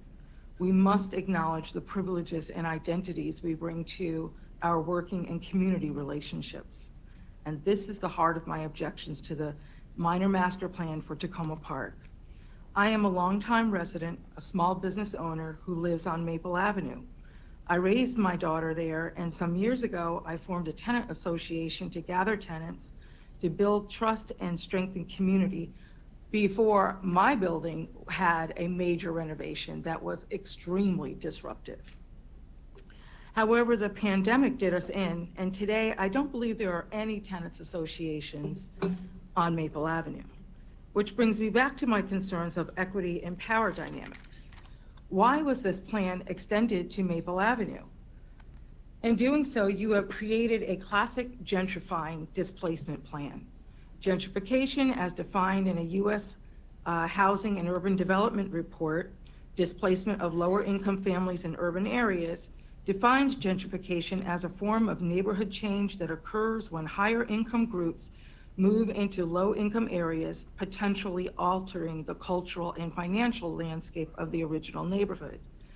Best practices on the ground have varied, but they are all strengthened by 4 key strategies that could address displacement of lower-income families and longtime residents in urban areas and alleviate the pressures on housing affordability and community resistance to change. Number 1, preserve existing affordable housing. And you've gotten a lot of questions. The board and this board and the city council, but you haven't really told us how you're going to protect the homes of the current residents. Number 2, encourage greater housing development, including but not limited to affordable housing. I'm glad to see that our city council and many more residents have been in support of the development of reasonable height at the hospital site. 3, engage existing community residents. This effort wasn't effectively conducted, not without centering the community. I'm very active in Takoma Park, but did not hear anything about this plan until this spring. Number 4, take a broader look and use a regional rather than localized strategies. Why is the county looking to solve a housing shortage in this developed, dense corner of the county rather than developing acreage up county? Why must Maple Avenue bear the density impacts in building more housing? Why are the apartment dwellers losing the benefits of tree canopy in the reduction from the city's 60% policy to 40%? And lastly, why is the planning board determining the culture of the place we call home with its broad brush approach of possible opportunities? Thank you for your consideration. Thank you very much. Next, Mr. Shulman. Thank you. My name is Jim Schulman, and the Alliance for Regional Cooperation, ARC, which I lead, is a nonprofit organization focused on sustainable regional economic development.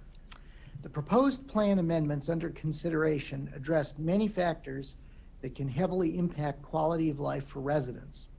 And ARC does observe that there are a number of elements in the plan that support community sustainability, including the green promenade, revitalizing the hospital site, the goal of protecting Sligo Creek, and on one of the very last pages, allowing food production and processing as permitted uses on the former hospital site.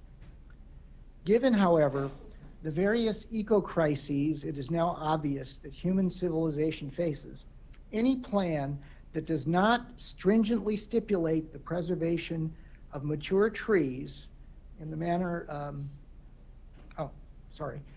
or the creation of more green space, and a plan that does not incentivize the adaptive reuse of buildings, like Marty Shore mentioned, or is disconnected from sound transit infrastructure planning, or otherwise works counter to Montgomery County's strong climate action plan. Any of those circumstances should be considered by this commission to be dead on arrival.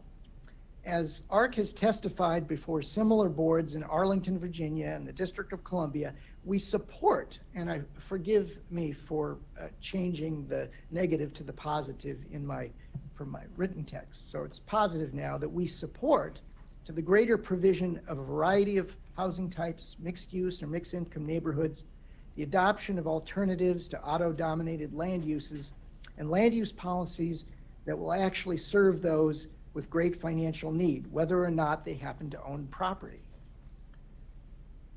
ARC, however, has strong concerns about the zoning that has been proposed. We consider the proposed across-the-board upzoning to be a form of quality of life confiscation that will eventually deliver an unprecedented increase in property values and tax dollars, yet will displace the very people it claims to protect, folks historically marginalized by government policies. Land value inflation will only increase gentrification. Most importantly, we feel that any commercial zoning added to the properties with existing predominant residential uses be limited to 1 or 2 floors at grade or above the residential floors to prevent the wholesale conversion of Maple Avenue into a commercial strip. ARC endorses concerns that have been or will be brought to your attention by my esteemed design colleague, Carl Elefante, who I understand has submitted written testimony. ARC also endorses concerns articulated by the Climate Action Coffee, the Community Equity Coalition, and Community Vision for Takoma. We appreciate your willingness to receive our input. Thank you. Thank you very much, Mr. Schulman. Next, Ms. Lori McGilvery, please. Good evening. My name is Lori McGilvray, and I'm a longtime resident of Takoma Park. I'm also active in climate and equity issues at the county and state levels, and I use this lens to review the Takoma Park Minor Master Plan. I'll highlight 4 points from my written comments. First, housing. The proposed one-size-fits-all CRT zoning in the Maple Avenue district conflicts with some of the existing buildings, steep topography, proximity to Sligo Creek, and the protection of affordable housing. It also is unlike other county plans that have more nuanced zoning that fits with the existing neighborhood while also adding housing. An example is the Forest Glen Montgomery Hills sector plan, which retains some existing residential zoning and reserves the greatest density in 120-foot heights for parcels adjacent to the metro, rather than applying a one-size-fits-all high-density CRT zoning. I suggest Takoma Park could benefit from this fine-tuned approach, such as by revising the zoning to allow flexibility for affordable housing nonprofits to add density while treating existing 3 to 7 story condominiums differently than high-rise apartments, retaining residential zoning for 2 to 4 story garden style apartments, and adding commercial development in service, not in lieu of residential uses. We'd need an approach which protects affordable housing and avoids making it harder for tenants to use the city's right to purchase law due to an increase in property values that are out of their reach. Second, commercial development. The proposed CR zoning is perplexing. It would allow existing residential buildings to be replaced and new buildings to be constructed 100% commercial. This is contrary to the plan's goal of achieving no net loss of affordable housing, and I recommend the CR zones be limited to C1 or less. Climate. In general, the greenest building is one that's already built. While the plan notes the need for reinvestment in older buildings, it only recommends the city explore incentives and policies. It doesn't mention the county's building energy performance standards or new resources such as the Green Bank and Inflation Reduction Act, which can improve and extend the life of buildings. Regarding new buildings, the planning fails to encourage all electric, net zero, passive house construction, and doesn't mention forthcoming updates to the county's building and energy codes. I recommend the plan encourage climate-friendly construction and retrofit, discuss the county's goals and regulations, and reference available resources. Regarding stormwater, a growing climate problem, I recommend revising the plan and zoning for appropriately sized infill developments, such as on parking lots, and new construction to reduce stormwater runoff to Sligo Creek. Finally, while the climate assessment is due 7 days before the county council hearing, it would be very beneficial to have it sooner. And I recommend the draft climate assessment be completed and made publicly available before you make a final decision. Transportation, as mentioned, we need a comprehensive transportation analysis. Takoma Park is a wonderfully diverse community. We want to retain that diversity. And so I recommend that the planning board could make changes consistent with my recommendations. Thank you. Thank you very much. I think we've taken everyone here. Just confirming, anyone else here has not spoken that wants to speak or that is signed up to speak? Okay, we're going to go now, and I think everyone in the city of Takoma Park has spoken that is signed up to speak. Is that correct? No, it isn't.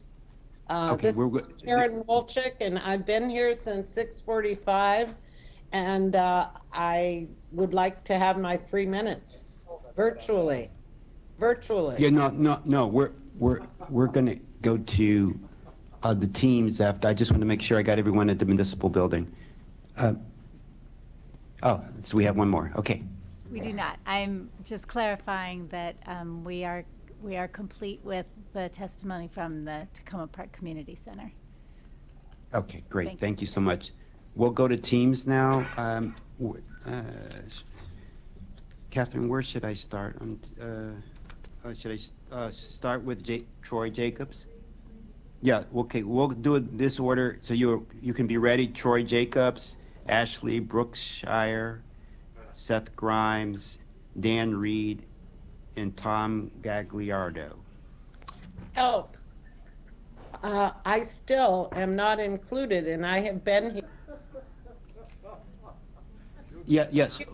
Sharon, who is speaking again? Sharon Wolchik, and I have been here since 6:45. I'd like to at least know I'm on somebody's list to speak virtually. I didn't hear my name mentioned. Are there still other groups of? Yes, we checked you in. You're number 48 on the list. So yes, we haven't forgotten you. We will not leave without you. So we're number 33, Troy Jacobs. Welcome, Troy. Thank you, Chair, and thank you to the board for giving me this opportunity to speak. I live at 8010 Flower Avenue in the Flower Avenue district of the minor master plan. I am on two sides of my property are businesses, and I want to say that, from my perspective, I do not want to have further fragmentation of the plan because the coherency is very important. What I have right now is piecemeal development and zoning, and that has been a real frustration. This plan offers coherency that doesn't exist currently. The second thing that I would say is that I'm very supportive of the direction that the minor master plan is going, the amendment. What I am looking for is the maximum amount of flexibility in terms of density, in terms of height, and other considerations to address the uncertainties that we will have to deal with in the future so that we can consider all options on the table going forward. And there will be a time and place where we will have hopefully development proposals that we will have to consider. And at that time, it will be very appropriate in my mind to delve into the minutia. But at this time, I am just very supportive of the plan going forward. The third thing that I would say is that, and others have spoken to this, is that we do have a racial equity problem in the city of Takoma Park. And this is not something that is being generated from the minor master plan. This is actually, if we are to believe the census data, has been 40 years in the making. And while it is great to hear from the white residents of the city of Takoma Park and from the residents who've lived here for decades, it is we need to understand and we need to know what has become over the last 40 years of the renters, the Black and brown persons, the immigrants that were born here or settled here. Where did these people go? Because our population has been static for about 40 years. Did they go to Silver Spring? Did they go to Prince George's County? Did they go elsewhere?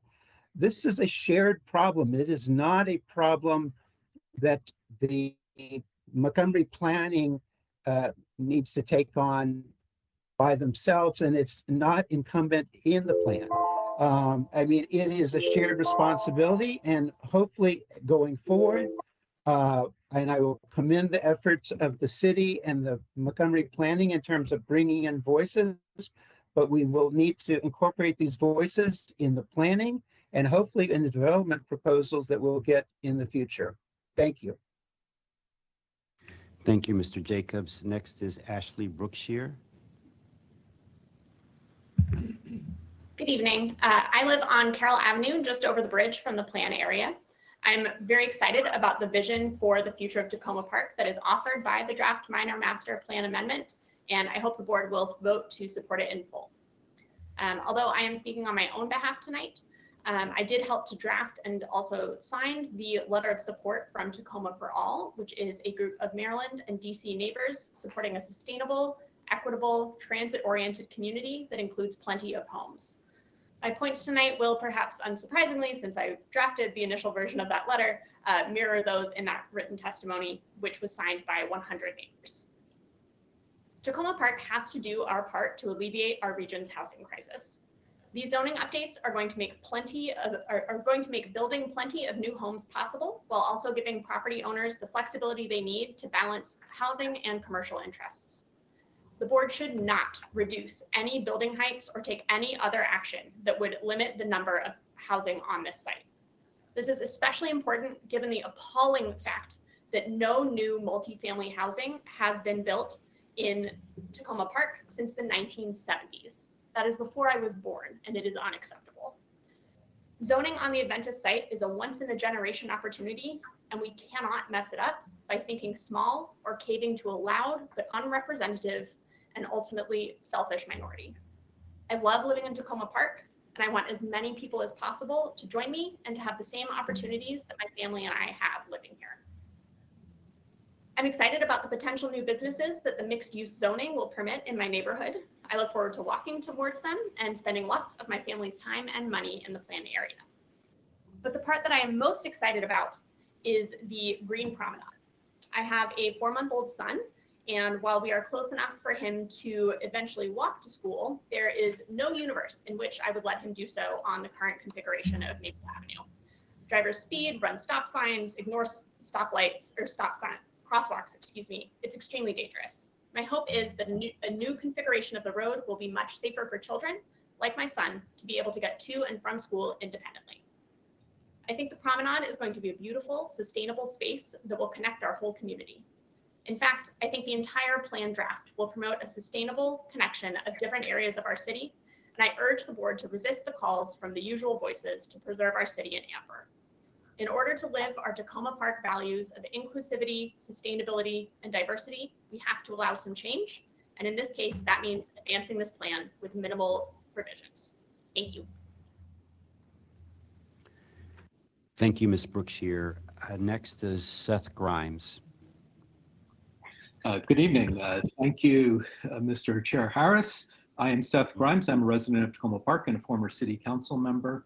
I don't want to bury the lead. I believe that the hospital site, the former hospital site, will support housing density, including buildings of 12 to 17 stories, matching others in the immediate area without damaging property values or quality of life. In fact, I believe it will increase quality of life by welcoming new neighbors to Takoma Park to provide housing that is much needed in our region, and I think that the impact is very manageable. I contrast this particular hearing today with one I testified on during in May, the Fairland and Briggs Cheney master plan. Dan Reed, who follows me, testified then. I think maybe there were maybe 5 or 6 people, not 48 or more, who testified. I recall that that master plan recommendations included road diets, and understanding that we want to transform areas by making them more friendly to pedestrians and businesses locally. And this plan before us today will do that with the higher density zoning and the commercial provisions that are part of the recommendations. So I wholeheartedly support them. Let's address equity concerns, which has been noted by Mr. Jacobs, have often been articulated by representing people other than the people articulating them. I think that this plan is inequitable in the sense that it should be actually a Takoma Park master plan rewrite. The Takoma Park master plan was enacted in 2000. It is over 23 years old. That is past the normal life cycle for these things. What is inequitable is that we do not have the missing middle housing, the provisions for multi-unit housing in residential neighborhoods that are now single-family homes with the exception of accessory dwelling units. Councilmember Will Jawanda's ZTA zoning text amendment 2007 a few years ago, which was withdrawn pending the enactment of Thrive 2050, would have created this. We need a systematic redo of zoning throughout the area, including the residents of single-family home neighborhoods, like the majority of people who spoke today, to reestablish housing, multi-unit housing, like the 4 apartments in the single-family, what's now a single-family house across the street from me when I first moved in. So that is the only inequitable portion of this plan, that it is not larger, covering all of Takoma Park. I am very appreciative of Mr. Robert Goldman from Montgomery Housing Partnerships statements that his mission-driven and other mission-driven nonprofits will not sell or tear down their properties and displace tenants. That is very reassuring. And I do note that the opposition here is from people who claim to support development, but they have consistently, in fact, actually opposed it, whether it is in Tacoma Junction, at the Tacoma Metro site. We have seen development, including high density, succeed here in Tacoma, District of Columbia, without disruption, without overtaxing the roads, without overtaxing the stormwater systems. This development will succeed with CRT zoning on the hospital site. I urge you to move forward on that basis. Thank you for the opportunity to speak. Thank you, Mr. Grimes. Next is Dan Reed. All right, can you hear me? Oh, can you see me? Oh, well, either way. Can't see you, but I can hear you. All right, well, that'll have to do. My name is Dan Reed, and I serve as the Regional Policy Director for Greater Washington, a nonprofit that works to advance racial, economic, and environmental justice and land use, housing, and transportation here in the DC area.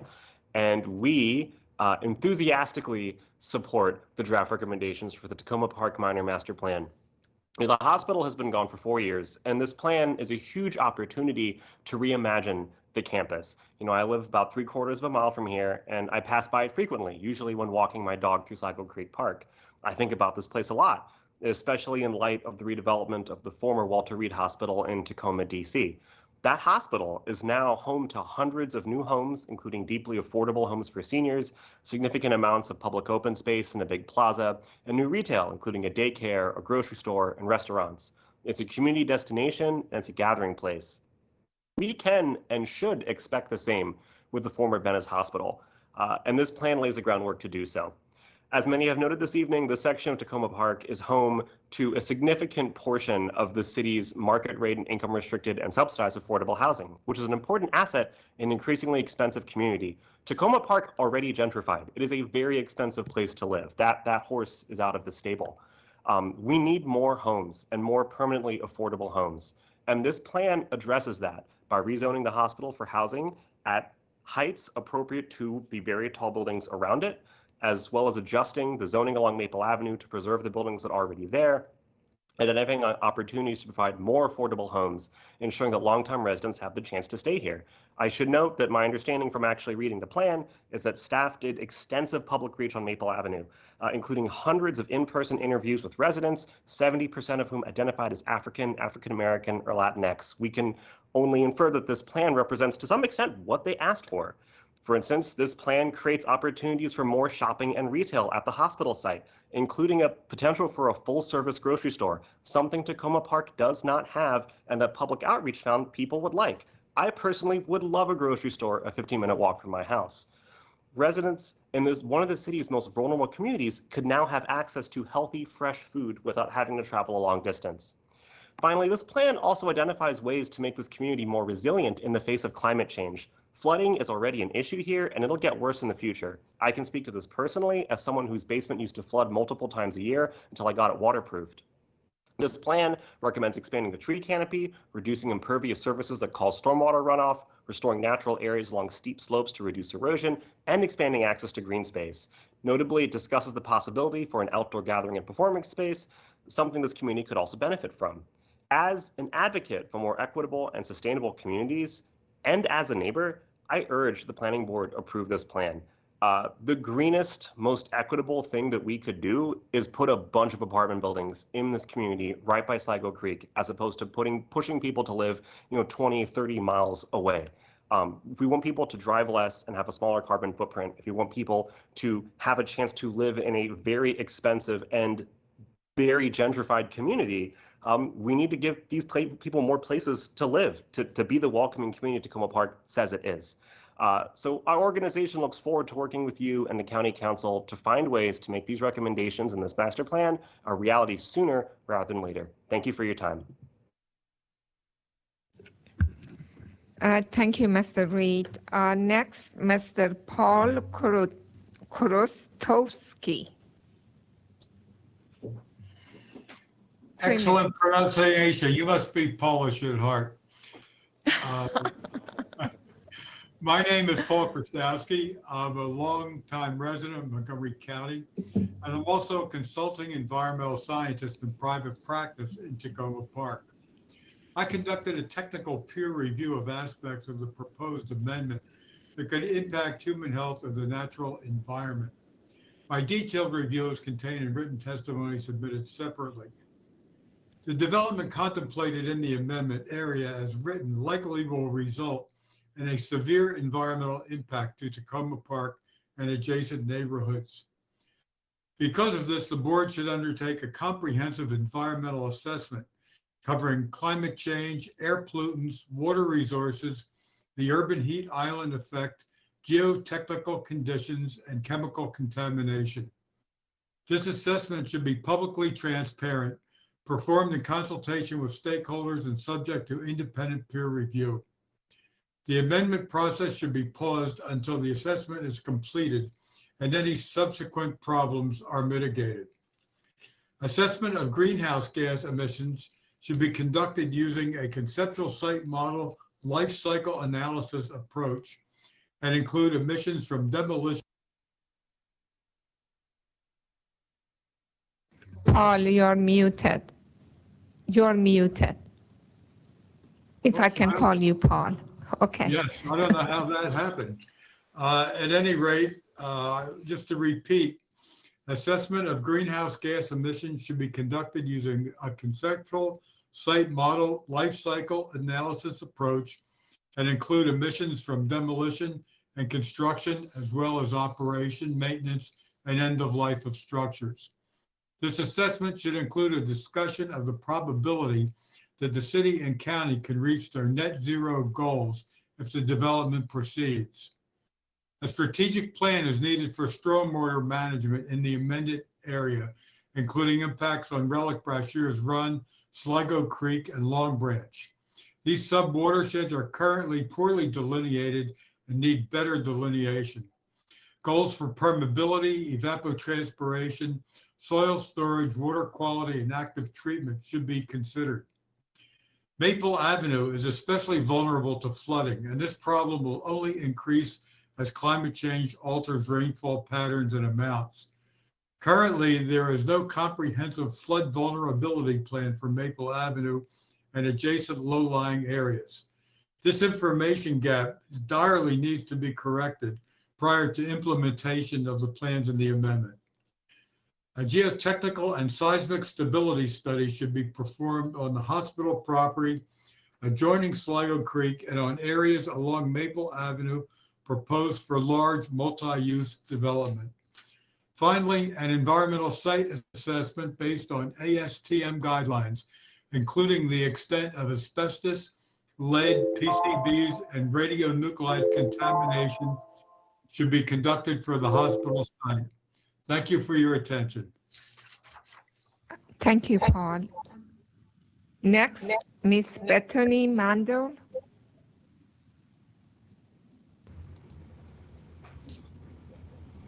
Are you here, Ms. Mandel?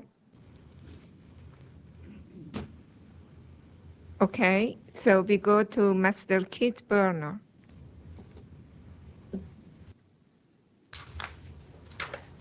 My name is Keith Burner. I live at 7902 Flower Avenue in the Flower Avenue district of the MMPA. I would like to highlight 5 objections I have to the current MMPA draft. First, the MMPA area is too large and contains elements that are best addressed separately. The context and needs of the Flower Avenue district are completely different from the Maple Avenue and Municipal Core districts. For example, the appropriateness of new construction on the Adventist campuses is obvious and has no displacement implications, which is not true of the Maple Avenue district. The MMPA should be split into 2 or 3 separate plans. Second, the building heights proposed for the Flower Avenue district are out of scale with the surrounding communities.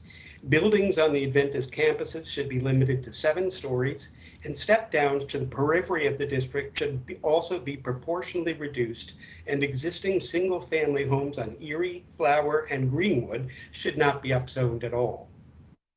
Third, potential displacement of disadvantaged people and people of color in the Maple Avenue district needs to be taken seriously.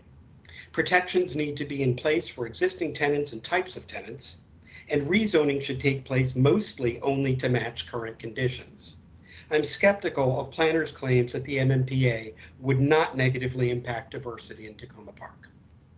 Fourth, it is unacceptable for consideration of the MMPA to proceed without ample time for the community to examine detailed environmental and climate analyses. Further, traffic studies cannot be put off. Flower and Carroll Avenues were close to failure back when the WAH was proposing its expansion in the mid-aughts, an expansion that now seems quite modest. We need to know now if development will require widening these or any other streets and how adjacent properties will be impacted. Fifth, the planner's actions thus far seem to be too accommodating of WAU's interests. I note that the hospital and university have had contentious relationships with the community for decades. I acknowledge the legitimacy of their profiting from on-campus development at this point, but call on planners to show some more skepticism vis-a-vis their wish list. The city should allow and embrace development that is good for it, but it doesn't owe anything to WAU. I'm in favor of dense development on the WAU campus, including more people in Takoma Park and increasing the city's tax base. But the zoning changes in the MMPA are maximalist. They need to be scaled back to fit their surroundings and address community concerns. Thank you. Thank you. The chair Harris is back here. I can introduce the next one while he can drink his water. Okay, Mr. Keith Marty Itno.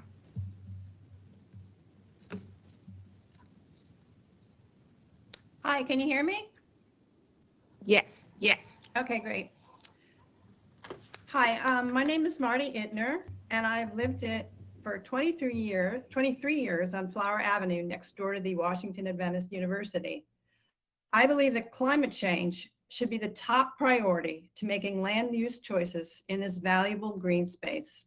I have 3 examples. Number 1, the parking lot that slopes down to Sligo Creek at the Carroll Avenue Bridge. Over the years, I have seen a sinkhole, mudslides, and ice on Sligo Creek path beneath after heavy rains.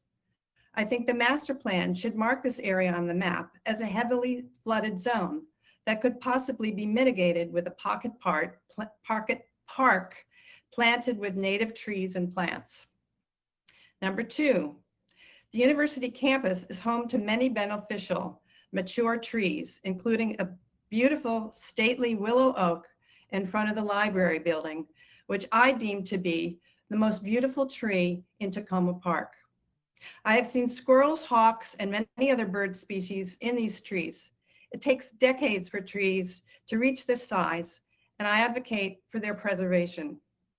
Number 3, the service road behind the hospital and campus sits atop a very steep wooded bank above Sligo Creek. The service road should be removed and planted with green plants and trees to merge the hillside and create a green filter to keep pollution out of Sligo Creek. I feel strongly that these types of environmental insights be documented in the minor master plan. I'm happy to share my views from over 20 years of walking my dogs near Sligo Creek and Washington Adventist University. Thank you. Thank you very much. Thank you very much. Sidner. Next is Jim Della Giacomo, if I pronounced that correctly. Richard is not here. Is Jim available? Okay. Okay, Lori Yancey.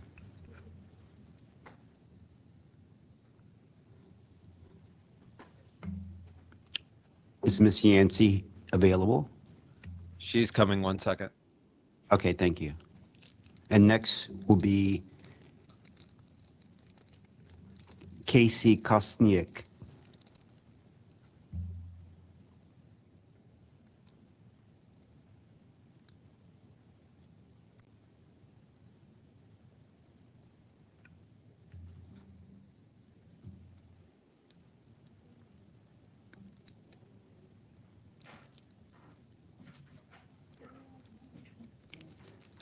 Is Miss Yancey available? Hi, my name's Laurie Yancey. I live on Greenwood Avenue, just outside of the city of Takoma Park. My main concern is that our streets don't support enough traffic or parking for the residents of our community. I'm also very confused as to the part of the plan that is asking for more affordable housing. I don't understand how any new development housing could possibly be any more affordable than what our neighborhood already has to offer. We have hundreds of apartments around Flower, Greenwood, and Garland Avenue, up to Piney Branch Avenue, New Hampshire Avenue, University Avenue, that are very affordable. A lot of the single family homes have basement apartments. They have attic apartments. Those are for rent. I just do not believe that any new construction could possibly be more affordable than what we already have to offer. I'm not opposed to development. I do appreciate the new small businesses in our neighborhood like Monsecunda and Coma. They are great restaurants, and I look forward to having new small businesses in our neighborhood, but we do not want commercial businesses in our neighborhood. The stormwater issue is also a problem. We have been reporting that to the county for more than 10 years, and nothing has been done about the fact that our street turns into an ice skating rink every winter. So I don't know how this plan will alleviate that. That being said, I think that the plan should focus on the Washington Adventist Hospital campus and leave out the Flower Avenue corridor. Thank you. Yeah, thank you, Ms. Yancey. Next is Casey Kostiuk. Good evening. Can you hear me? Yes. Okay. Thank you for the opportunity to comment tonight. I'm a resident of Takoma Park, and I live about 2 blocks from the Washington Adventist Hospital site. So for that reason, I'm keenly interested in ensuring that the vacant hospital space is used to increase housing and benefit the community. I'm excited about what the plan proposes for that location. I also want to provide my comments on the importance of increased density. As you know, the Metropolitan Washington Council of Governments has forecast a significant shortfall of housing in our region. We need to build more housing units in order to meet the need. And those housing units should be built in activity centers in close-in suburbs that have access to high occupancy transit, exactly like Takoma Park. We need increased density for equity and climate reasons. We need more housing in places where people can walk, bike, or take transit to their jobs, where they have access to great schools and city programs, and where they feel a part of a vibrant community. That housing needs to be built somewhere, and it should not be built in places that encourage more driving, more sprawl, and less connected communities. For this reason, I strongly support zoning that increases density in Takoma Park. At the same time, it is important to consider the potential impact of new zoning on affordable housing and the potential for displacement. These are real concerns that need to be addressed, and I believe they can be addressed alongside increased density by working together with the City of Takoma Park staff, the City Council, property owners and managers, and residents. Careful assessment and implementation of protections can protect against problems. It should not be an either or. We know that we need more housing and that increased housing density is a climate imperative. We also know that we need more affordable housing and that people should not be displaced. We should seek solutions that allow us to achieve all of this. Some of Takoma Park's existing housing policies can be utilized to protect against negative outcomes. And there could be additional policies or plans that need to be created or modified to ensure the outcomes we want, as well as other types of support. This is our opportunity to dream big and design a plan that gives our community and region everything we want. And what we want should be increased density, no loss of affordable housing, in fact, a gain would be good, and supports and protections for people who currently live here. I ask you to embrace all of those points, including the importance of density, as this plan moves forward. Thank you very much. Thank you very much. Next is, we had skipped Carter Doherty.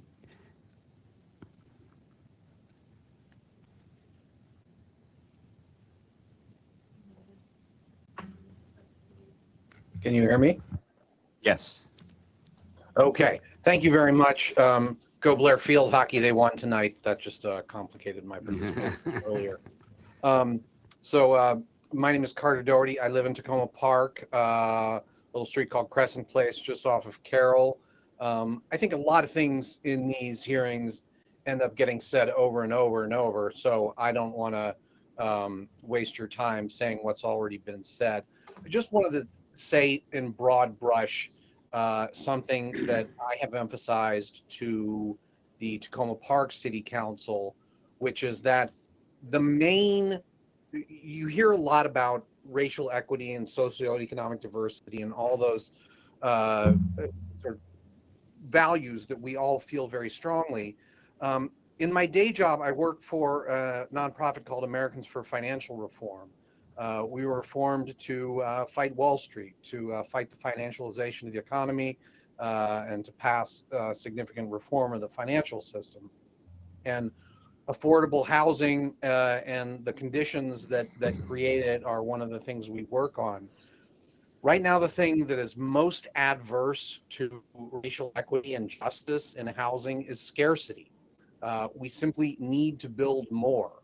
And I think when in situations like this, when you are balancing various competing interests, that you really should err on the side of simply building, because of all the solutions we can think of for Montgomery County's housing shortage, All of them include simply building so that more people can have a roof over their head. So consider the arguments, use your expertise. I'm of the mind that what I very much would like to see is our institutions function effectively. I don't want to be a technical expert who sits here and tells you exactly what to do.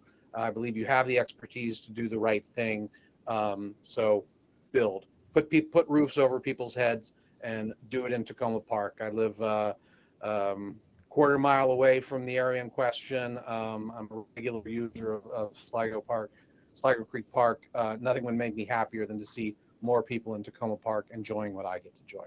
Thank you. Enjoying what I get to enjoy. Thank you. Yeah, thank you for your comments. I really appreciate them. Next is Ishmael Lap Kamara. Did I say that right, Ishmael? Yeah, you said that correctly. Thank you so much. Good evening, everyone. My name is Ishmael Kamara. I am a resident of the Maple Avenue district in Takoma Park. I'm excited, but also skeptical about the planned investment in Takoma Park. Before anything, I want to express my thanks to everyone who has worked on this matter. However, I also have a few concerns regarding this plan. Number one, the mayor of Takoma Park in the last informational session for the Takoma Park master plan mentioned Takoma Park needing a cheap eats and/or dollar store. These stores do not represent what is needed in the community. We need quality and affordable businesses that provide quality employment and goods to our community. Development in Takoma Park should continue to promote and encourage small businesses to come into the community, not big corporations.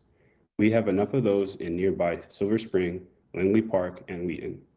Over the years, Takoma Park has done a great job growing the amount of small businesses and preserving its historical architectural character in the area, and I hope we continue to do so. Number two, I also have concerns regarding the possible increase in, more than likely increase in traffic regarding the plan that mentions a possible addition of 3,000 units in the area. There should be a plan to protect the walkability and safety of residents here. Takoma Park has always been a very walkable city and safe for families. I hope this can continue to preserve what makes Takoma Park a beautiful place to live. Number three, lastly, but most importantly, I am concerned about the displacement of Takoma Park, our diversity of residents. Most people of color and low-income residents in Takoma Park live in the Maple District. We must protect the residents that don't seem to have a voice at this venue. Affordability is essential to protecting our most valuable or vulnerable residents, and improving this area should not come at the cost of displacing those most vulnerable.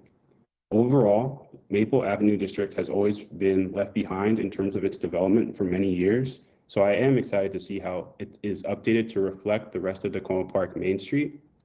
Takoma Park has a great sense of community that has taken generations to be created. Please take into account the history of Takoma Park when it comes to this investment in the community. Any development should fit the current diversity of cultures and pre-existing soul and values of Takoma Park. Thank you so much. Thank you, Mr. Kamara. So the next is Sharon. We haven't forgotten you, Miss Wolchik. You're next. You're muted now. Please unmute yourself.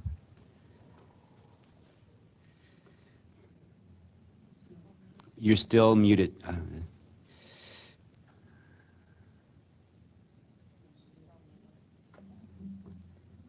Yeah, oh, there you go. Am I okay now? Thank you. You're, I did not mean to be impatient. I just had no idea, how we're going through people. Okay, my 3 minutes. First, I have to say that unlike some of the recent speakers, I am not in favor of this proposed amendment. I'm not going to talk about that part of it which deals with the former Washington Adventist Hospital site or the section around the university there. I think that's something that will have to be worked out with neighbors in that area, and also the university as it goes forward. So I would urge you to eliminate the Maple Avenue section from this proposed amendment, and I'd ask you to do that on several grounds. Again, and I don't want to repeat what many people have said, Lori McElway has very adequately and very eloquently, I think, summarized many of our objections to this plan, especially as it has to do with the Maple Avenue area. I want to make just a few additional points. One, Takoma Park is a small town. To propose putting a corridor of 12, 15, 17-story buildings up Maple Avenue, right next to our Victorian designed and inspired community center, city hall, etc., seems to me to be absolutely ludicrous. And it also does not fit with the neighborhood of low scale multiple housing units and single family homes in the area. The issue of displacement of the most vulnerable is a serious issue that I don't think is adequately addressed in this model. If someone has said that there's not an army of developers waiting to descend on Takoma Park, well, there will be if there is profit to be made. So let's not assume that we can increase zoning height and nothing will happen. Something will happen, and it's not going to be favorable, at least in my view. I also want to emphasize something that the spokesperson for Historic Takoma did, and that is the fact that we can't ignore what's been happening just across the boundary into DC. There have been and are under construction 2,000 new units in what is effectively Takoma Park in terms of traffic on the streets, and density. Density is a very nice key word, but we're already pretty dense compared to some other aspects of the county that need perhaps to bear their share of the burden without overburdening us with thousands of additional new residents who will need city services and will imperil the nature of our community. And I have lived here since 1980, and I hope that you will seriously rethink this proposed amendment and at the very least get rid of the Maple Avenue segment of it until that area and some of the issues my colleagues, my neighbors have raised have been addressed. Thank you for the time. Thank you very much. Next is Michael English, and the last person I have on my list is Christine Kengott, but there may be others.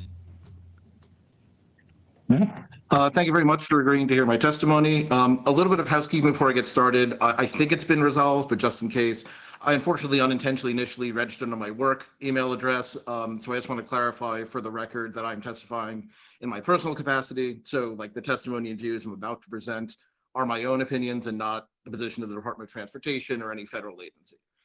That out of the way, I, Mike English, private citizen, am here to speak in support of the plan amendment. I did prepare remarks. I frankly plan to ignore most of what I prepared because I feel compelled to respond to a lot of what was said today.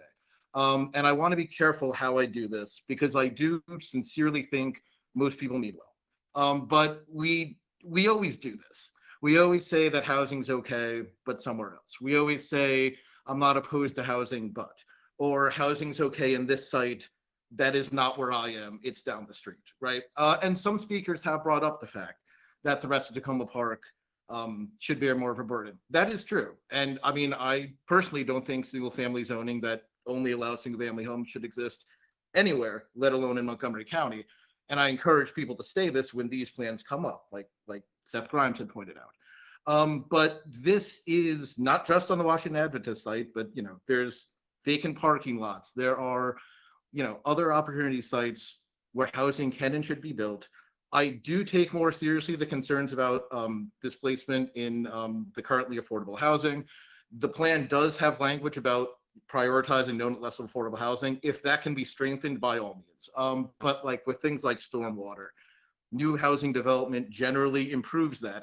I'll tell you right now, the vacant parking lots have worse stormwater runoff than whatever will be built. Those bioswales, there's green roofs. These tend to improve, not make stormwater worse. Again, I think people have the sincerest of motivations, and I think that people do truly value the diversity of their community, but many people have come here and said they value that while opposing the very kind of housing that non-white, non-rich people tend to live in proportion to the population. And like, don't take my word for it, the county has this data available. We always make an excuse, and somewhere else will also make an excuse. And we need to stop making these excuses. This area and many other good progressive areas are very good at patting ourselves on the back and saying we're good progressives and saying that we don't really oppose this. We just want to preserve our quality of life and our sustainability. And we're concerned about profits and all that. While we sit in, like, I'll tell you right now, I'm very used to people in 800, 900,000 and seven-figure homes calling my sub $300,000 condo luxury housing because it's dense and relatively new. These things are not simple. Market rate housing doesn't solve it all. Rent stabilization helps. I was happy to see the law the county passed recently. We need social housing. We need light tech housing. We need all of this, but we need this too. I see my time's running out. Thank you very much. Thank you, Michael, Mr. English. Appreciate your comments. And next is Christine Kengott. Are you there, Christine? Yeah, can you hear me? Yes. Hi, I'm Chris Kengott, and I live at 7711 Garland Avenue near Carroll. I've lived in Tacoma with my wife and two teenage daughters since 2017. I'm a Takoma Park soccer coach, a landlord with two rent-controlled affordable units on my property. And this year my house turns 100 years old and comes with a lot of very expensive issues. I want to thank the board for having us and taking the time to hear all of us. I also want to thank our Ward 5 Takoma Park City Council person, Kara Honzak, because she's really worked tirelessly to educate people about this and really give people a voice. I think sometimes people have said that there's been plenty of information about this, but in reality, a lot of people in my neighborhood haven't heard any of it because they fall just like, right outside the zone. And so they weren't included. And we're very surprised and really just found out about this a couple weeks ago. I think the development is critical to creating affordable housing, but I do have concerns about maximum density zoning and commercial that's being suggested, with no guarantees that upzoning won't create displacement. But also without considering the realities of our current infrastructure, this is not good for current residents or future residents. I think sometimes everyone's talking about doing this for future residents, but this won't be your Tacoma for them if we destroy what Tacoma is. I hope the board adopts the city council's amendment for setback and step downs. It seems that the MMPA is max out first and deal with all the fallout later. We get one shot at developing the hospital space, and we should prioritize careful planning and development. Our neighborhood of Garland, Maplewood and Greenwood is uniquely affected by the development.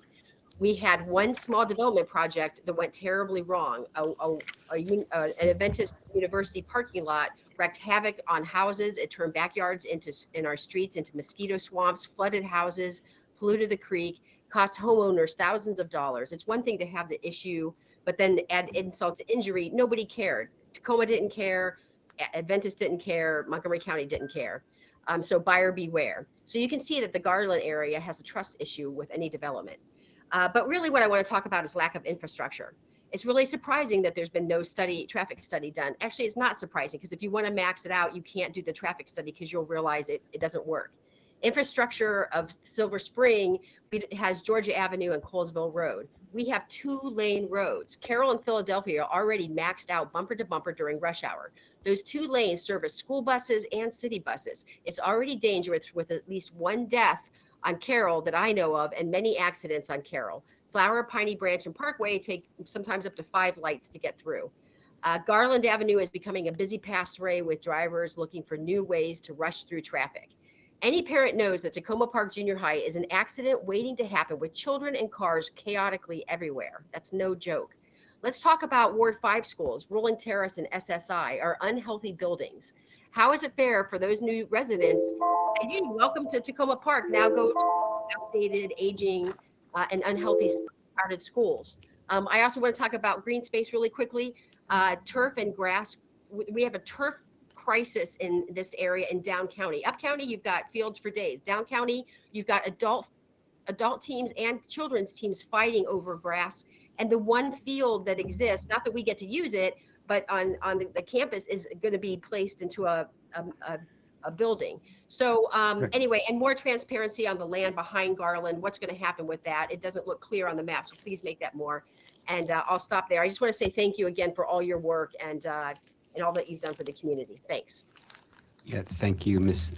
Kengott. Is there anyone that we did not hear from that signed up that's on Teams tonight? Well, I'd like to, if not, I'd like to end this public testimony, and I'd like to thank, first of all, the people that testified tonight, either by providing written testimony or in public. And also, I'd like to thank the staff of MNC PPC tonight for putting this on, and the staff at the City of Takoma Park by doing it both from there and from here. So thank you and good evening and have a safe trip. Mr. Chair, one thing I just wanted to clarify, we are holding the record open, is that correct, until the end of the month? Yeah, and what's the fund? It's a... Elza Heisel-McCoy, Chief Down County Planning for the record. September 30th, close of business. Okay. So thank you and everyone have a safe trip home. Thank you. Thank you.